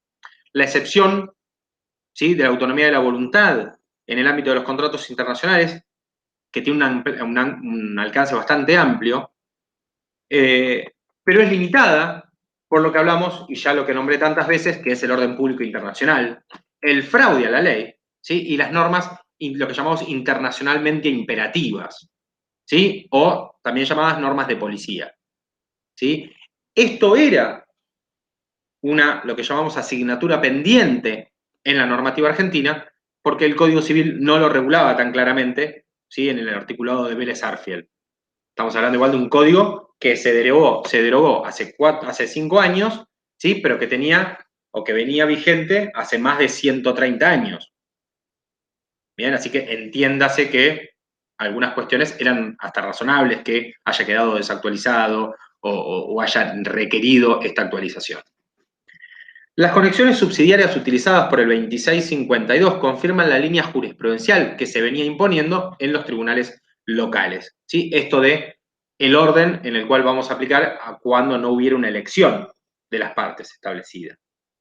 La inclusión de la cláusula de excepción del 2653, ¿sí? En concordancia con el artículo 2597, es en cambio más novedosa y responde sin lugar a dudas a la orientación de los redactores de lo que llamamos el anteproyecto, ¿sí? De lo que vino antes del proyecto y lo que después terminó siendo el código, que se han preferido soluciones que sean a la vez sencillas y de cierta flexibilidad, ¿sí? A fin de favorecer el equilibrio entre la certeza y la necesidad de adaptación particular al caso, ¿sí? Estamos hablando de subjetivar, ¿sí? O subjetivizar, no sé si existe, pero yo creo que subjetivizar, ¿sí? Al momento de la aplicación de la norma, pensar en el caso concreto.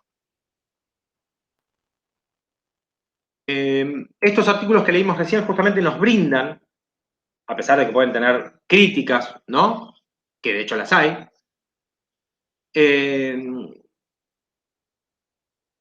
nos brindan normas que de alguna manera podemos decir que son modernas, ¿sí? Y que si las leemos, las tomamos como un plexo normativo, ¿sí? Entendemos que son bastante consistentes y coherentes entre sí.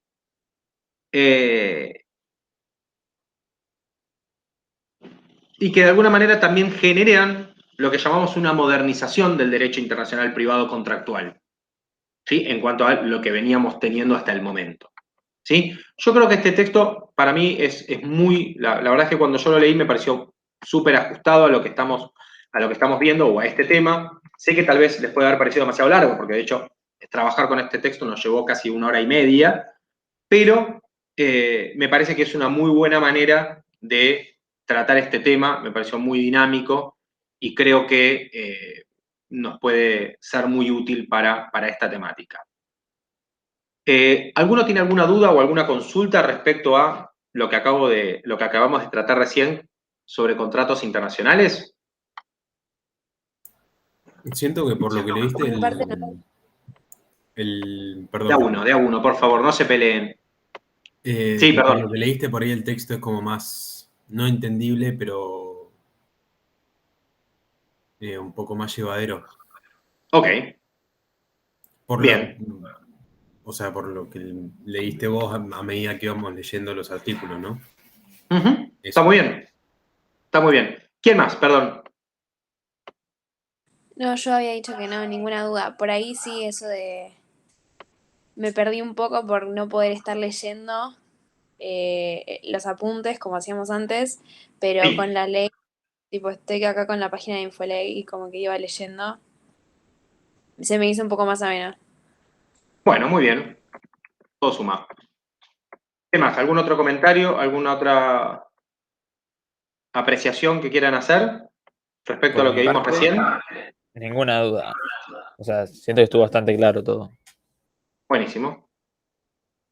Bien, sí, a mí me pareció un texto bastante noble para tratar un tema que de alguna manera es complejo o tiene sus complejidades. Como les decía recién, una clase o una hora y media que se nos fue con esto demuestra que es un tema álgido, pero me parece que está muy bien tratado, me parece que está muy piola. Así que creo que nos puede servir por ese lado. Obviamente, cualquier duda o consulta que surja, lo vamos tratando, pero repito, me pareció que iba bien este texto para lo que nosotros buscábamos en esta materia. Ya se los acabo de colgar en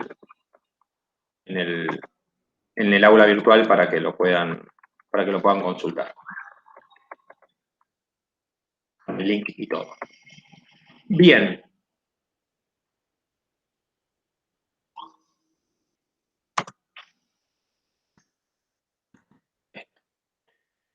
Bueno, continuamos.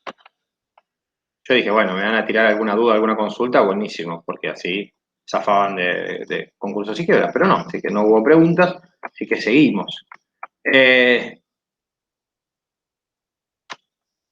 Bien.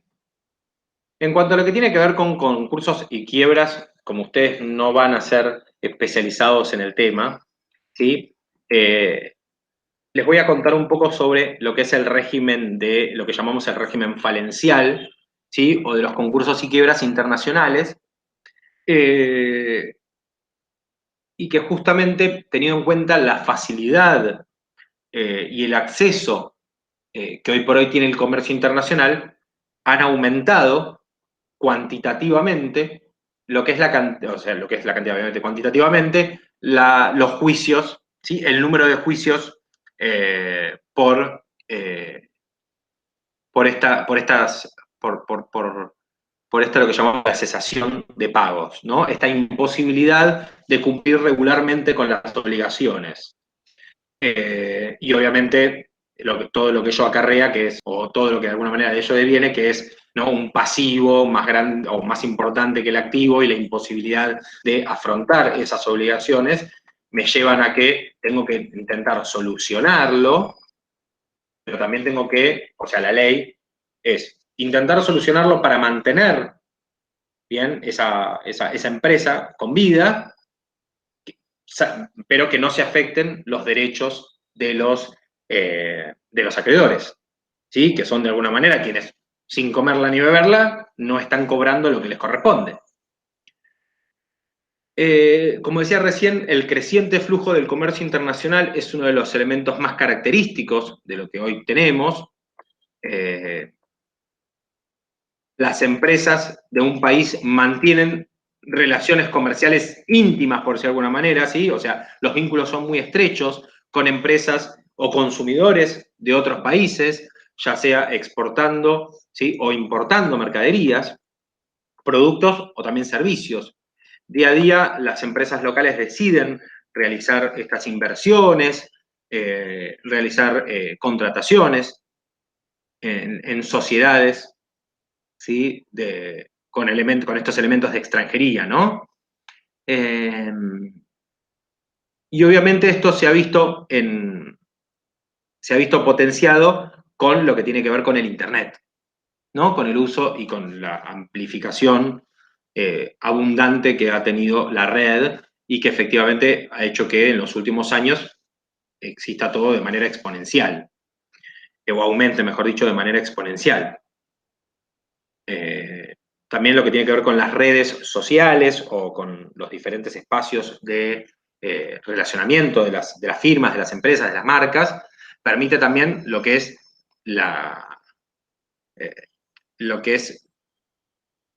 el ofrecimiento, ¿no? O poder ofrecer productos y poder hacer envíos y demás. Entonces eso ha acortado muchísimo las distancias, independientemente de que hoy está todo medio cerrado por el tema del COVID y demás, pero digo, de hecho estamos en una clase virtual por ello, pero se han tendiendo a integrar las economías y se ha ido, como de alguna manera, generando lo que es una nueva, ¿sí? Un nuevo proceso de globalización, ¿sí? A través justamente de este contacto más estrecho, ¿no? Cuando hablamos de jurisdicción internacional, ¿sí? Es algo que ya obviamente lo hablamos, así que no es necesario, pero todos ustedes saben que la jurisdicción internacional es justamente cuando un Estado o jueces, ¿sí? Perdón, cuando a un Estado cuyos jueces o tribunales son competentes para entender en un caso que de alguna manera tiene elementos de extranjería, ¿sí? Entonces, eso es una jurisdicción internacional. Justamente se relaciona con el reparto de casos internacionales, en lo que llamamos la comunidad internacional. Esto atribuye una competencia, ¿sí? Al juez de un Estado, ¿sí? De alguno de los estados que se puede decir están ligados a esa contratación, a esa relación, y que el juez extranjero, mejor dicho, y hasta nos permite la posibilidad de que un juez, ¿sí? O que una autoridad reclame, solicite o requiera la colaboración o el reconocimiento o el auxilio, ¿sí? De un juez del extranjero, ¿sí? Entonces, la internacionalización de las relaciones conlleva a la internacionalización de las soluciones de los conflictos, ¿sí? Sean suscitados de ese contrato, ¿sí? O estén vinculados económicamente, pero no ser literalmente por el objeto de ese contrato.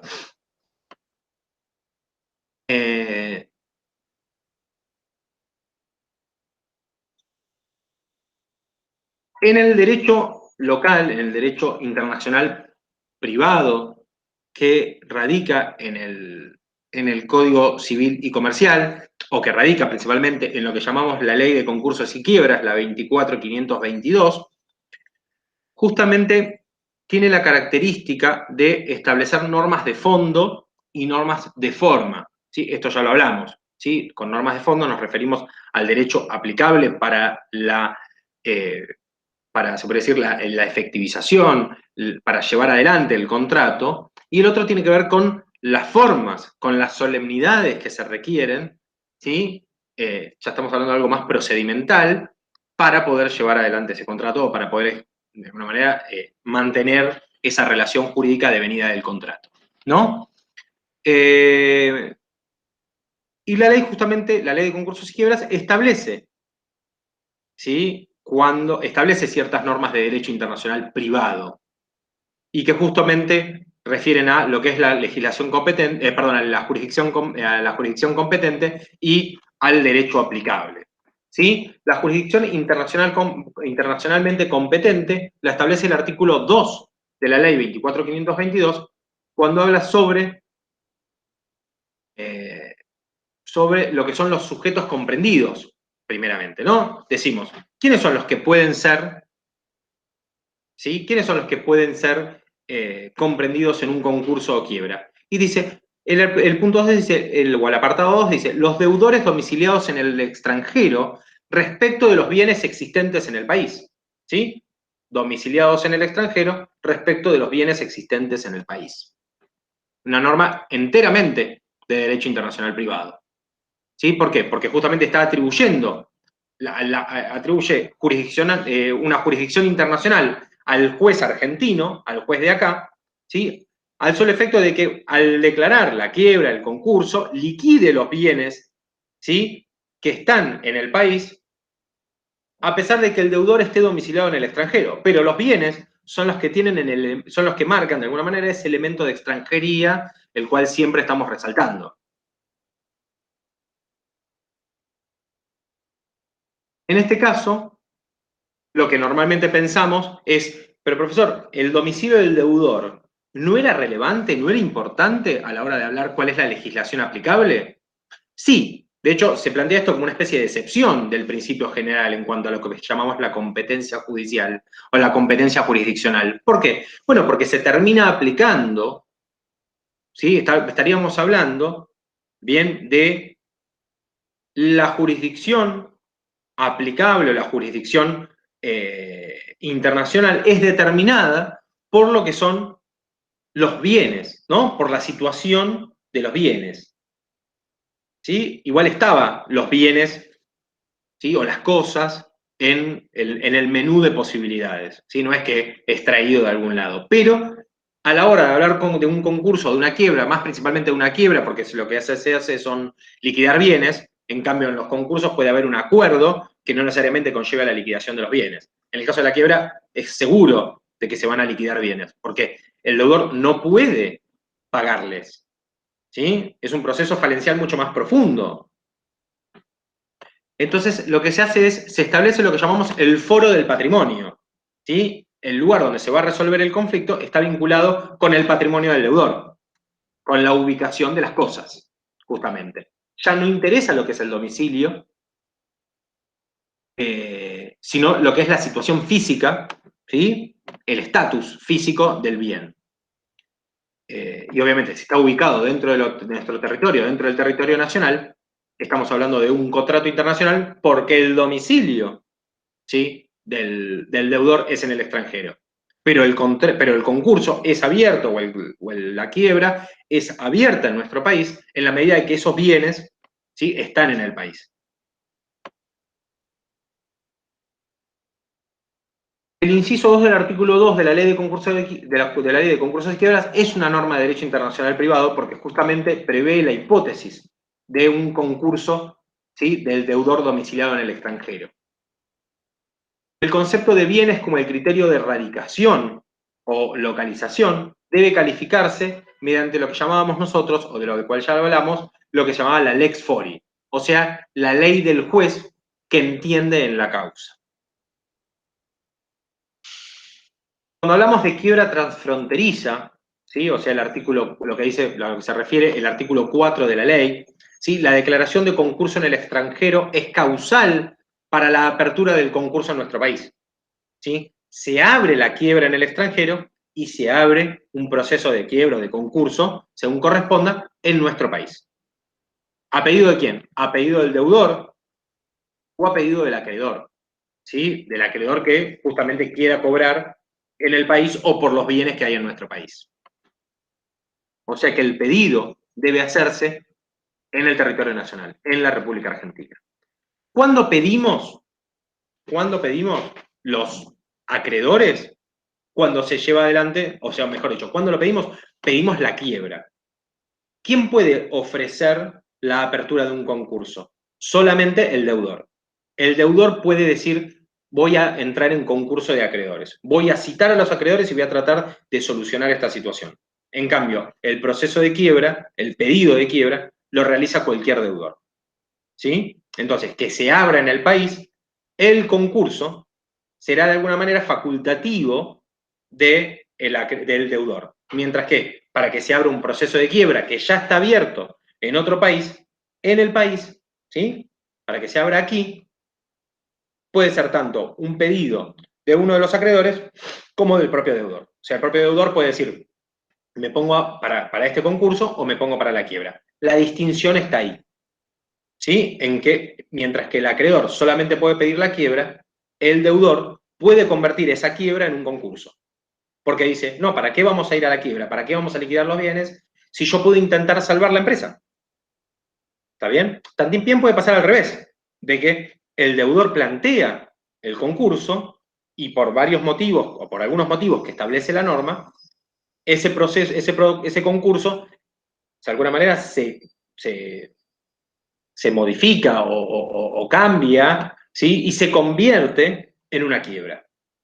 Porque no llegó a los acuerdos, porque hizo alguna medida fraudulenta, porque tuvo una caída estrepitosa de los bienes o de sus activos mientras estaba el concurso, ¿sí? O una destrucción, o un incendio, por decirlo de alguna manera, ¿bien? En un galpón donde se guardaban los activos de la empresa, entonces yo ya no cuento con lo que contaba. Entonces de un concurso, voy a convertirlo en una quiebra, ¿no? Lo que se llama la quiebra indirecta, el proceso de quiebra indirecta.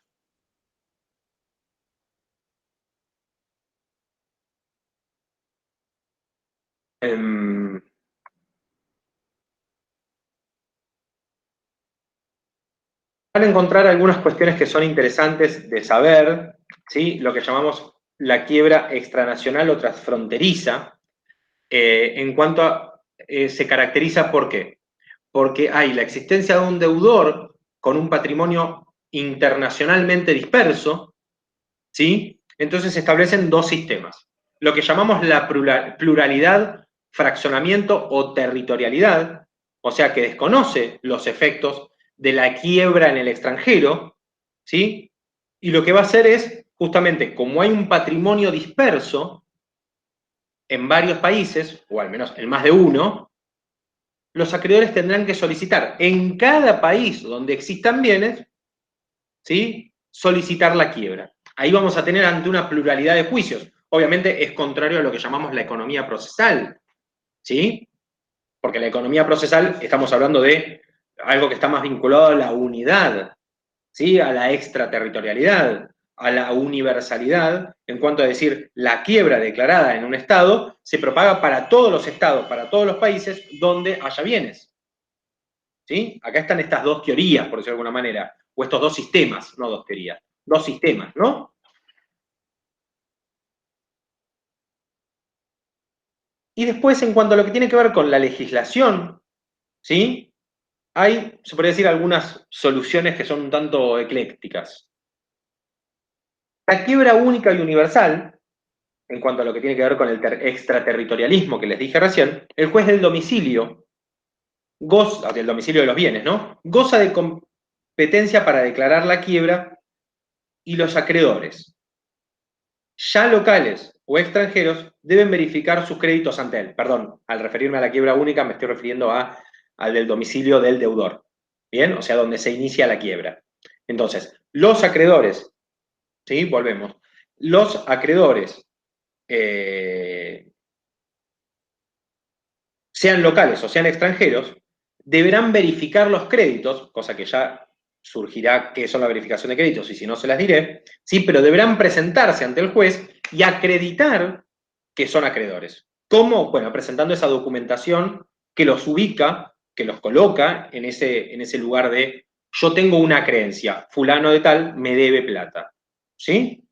En cambio, cuando hay una quiebra plural, ¿sí? O sea, hay una pluralidad de juicios en consecuencia de este sistema de territorialidad, ¿sí? De que hay bienes distribuidos, entonces va a haber tantos juicios como bienes haya en diferentes estados. Entonces, la pluralidad de juicios es consecuencia de este sistema de territorialidad. Y justamente es un sistema que admite la pluralidad de juicios, aunque fueren simultáneos, y es una derivación lógica del reconocimiento extraterritorial del hecho generador de la quiebra, y obviamente de ese presupuesto. Esta variante de extraterritorialidad permite justamente la formación ¿de qué? De quiebras que sean solventes.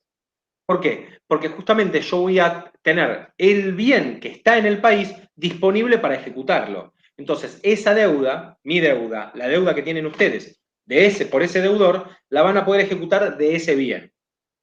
¿Sí? Para decir de alguna manera, el lado positivo, ¿sí? De esto. Para no solamente ser optimista, sino lo positivo de que haya pluralidad de juicios es que yo voy a poder ir contra el bien que está alocado ahí, que está ubicado en ese país.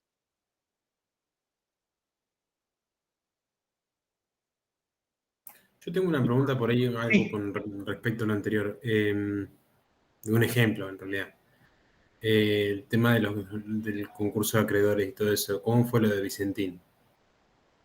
¿O es mucho?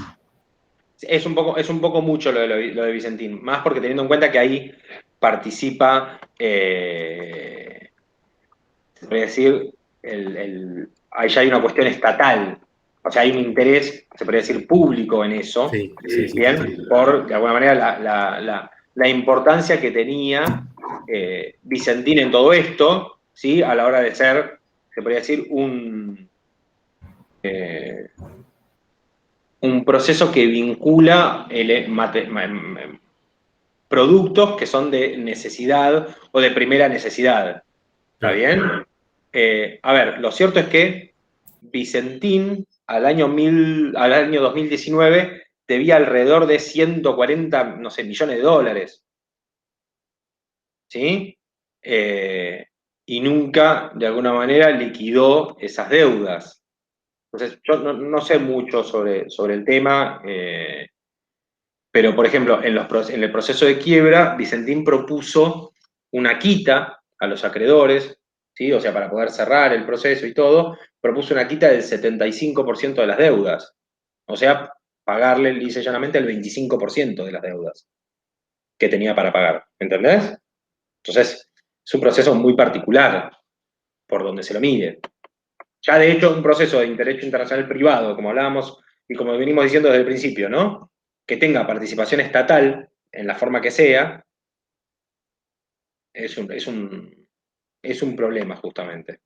Es un problema porque no permite la aplicación del derecho, ¿sí? Es más, si ustedes se fijan, van a ver que aparecieron como 1.300 acreedores. No, 1.700 acreedores en el juicio de Vicentín. ¿Sí? Presentaron para verificar los créditos. En cambio, cuando se inicia la quiebra, aparecieron como 2.700. O sea que hubo una diferencia entre los que se presentaron y después los que terminaron. Pero bueno, ahí en el medio hay acreedores, hay empresas, hay que le vendieron a Vicentín y que Vicentín nunca cumplió con el pago. Me acuerdo que la justificación fue el estrés financiero. Sí, eso me lo acuerdo. A esta hora yo ya tengo estrés, no sé si financiero, pero bueno, si Vicentín dice que tiene estrés financiero por deber 140 millones de dólares, bueno, le creemos, yo qué sé. Bueno, ¿cómo? ¿Perdón? Cada cual, ¿viste? Con el estrés. No, totalmente. De hecho, como no puede haber una deuda en dólares, o debe ser especificada, mejor dicho, creo que el juez que entendió en la causa la especificó.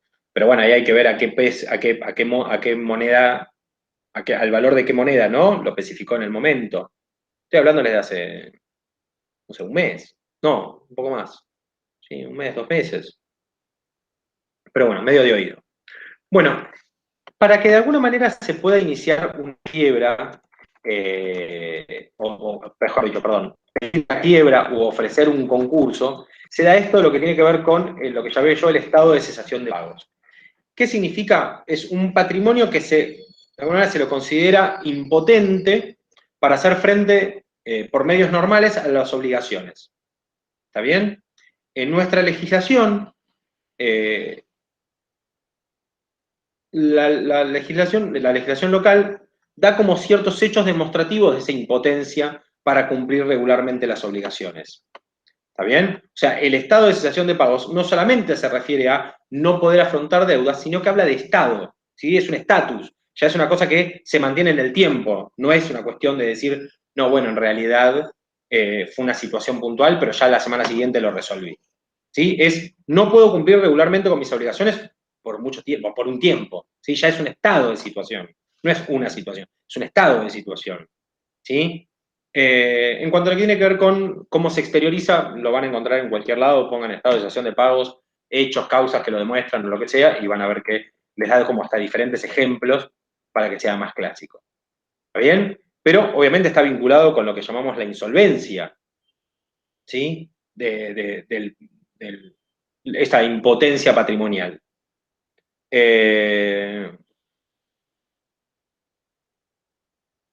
Y para presentarme yo a verificar mi crédito demostrándolo, en realidad no importa la causa, lo que importa es el documento que lo acredita. ¿Sí? Si me debe porque, yo qué sé, no sé por qué me debe, no porque exista una contraprestación y demás, no importa, lo legítimo es el documento, ¿sí? El documento que acredita esa deuda. Yo siempre doy el ejemplo de Independiente, porque una vez me acuerdo que lo escuché a Moyano Pablo, creo, contando que se habían presentado, no sé si Independiente de una deuda de, no sé, 20 millones, 40 millones, no me acuerdo cuánto era el monto, y que en realidad cuando cuando dijeron, no en un proceso falencial, sino que cuando dijeron, a ver, si le debemos a tantos, cuando apareció la nueva gestión, la de Moyano, lo que hicieron fue citar a la gente, a los acreedores, y solamente hubo como, no sé, o era un porcentaje así loco, como un, no sé, solamente un 40% tenía, se podría decir, documentación respaldatoria de ese crédito que estaban diciendo. Igual yo, aunque tenga documentación respaldatoria, sí me pelearía con Moyano, pero bueno, eso ya sería otra cosa. Sí, perdón. El resto era todo de palabra, digo. O de andar a No sé saber si de qué. palabra, pero bueno, igual, repito, es una nota en la cual yo la escuché así muy por encima, ¿sí? Y es el hijo del presidente y es Pablo Moyano, ¿no? Con todo lo que ello implica, ¿sí? Que me diga Pablo Moyano, esto no es válido, bueno, puede tener una connotación de una u otra manera, ¿sí? Para mí, o mejor dicho, para mí acreditar una deuda vale con la presentación de una factura, vale con la presentación de un pagaré, vale con la presentación de una letra de cambio, de un cheque, ¿sí? Al momento de cobrarlo no tiene fondos, bueno, digo, che, mirá, escuchame, este cheque no tiene fondos. ¿Sí? Girar cheques sin fondos es una demostración, es plausible de un proceso de quiebra. ¿Qué haces vos? Te comunicás con la empresa y decís, che, este cheque no tiene fondos. Uy, discúlpame, me equivoqué de número de cuenta, me equivoqué de cheque, o ese día, es verdad, justo hice un movimiento. Ah, bueno, pensé que estabas en estado de desarrollo de pago. No, no, ese día no tenía plata en la cuenta. Toma, ahí tenés. Entonces, voy y lo cobro. O sea, lo que podría haber sido el principio de un proceso falencial, después se termina arreglando. Bien, entonces, tener un documento que acredita que yo tengo, que tienen una deuda conmigo, no necesariamente ya es un hecho plausible o un hecho que evoca, ¿sí?, la necesidad de iniciar un proceso concursal o un proceso de quiebra. No, porque puede ser algo de situación, de ese día, un error de cuentas. ¿Bien? ¿Alguna duda, alguna consulta? ¿Algo para preguntar, algo para decir respecto a los dos temas que vimos hoy? No. ¿Nada, nada? Ja. Bien. Sobre concursos y quiebras, les subo el texto este que utilicé para lo que es la parte de la 24.522, ¿sí? En cuanto a lo que es el concursos y quiebras. Igual hay algunos documentos que yo les recomiendo, ¿sí? De concursos y quiebras, pero bueno, tienen ahí a Rolete de doctrina recomendada, de jurisprudencia y demás, para saber un poco más sobre el tema. ¿Está bien?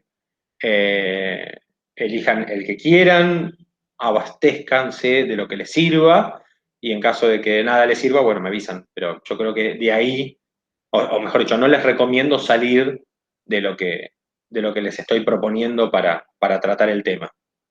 ¿Está bien? Para no complicarse, digo, más que nada. Porque, bueno, queda en cada uno, ¿no? Perdón. No te escuché. No, sí, está bien. Ah, bien, genial. Bueno, el miércoles que viene nos vemos directamente para el examen en este mismo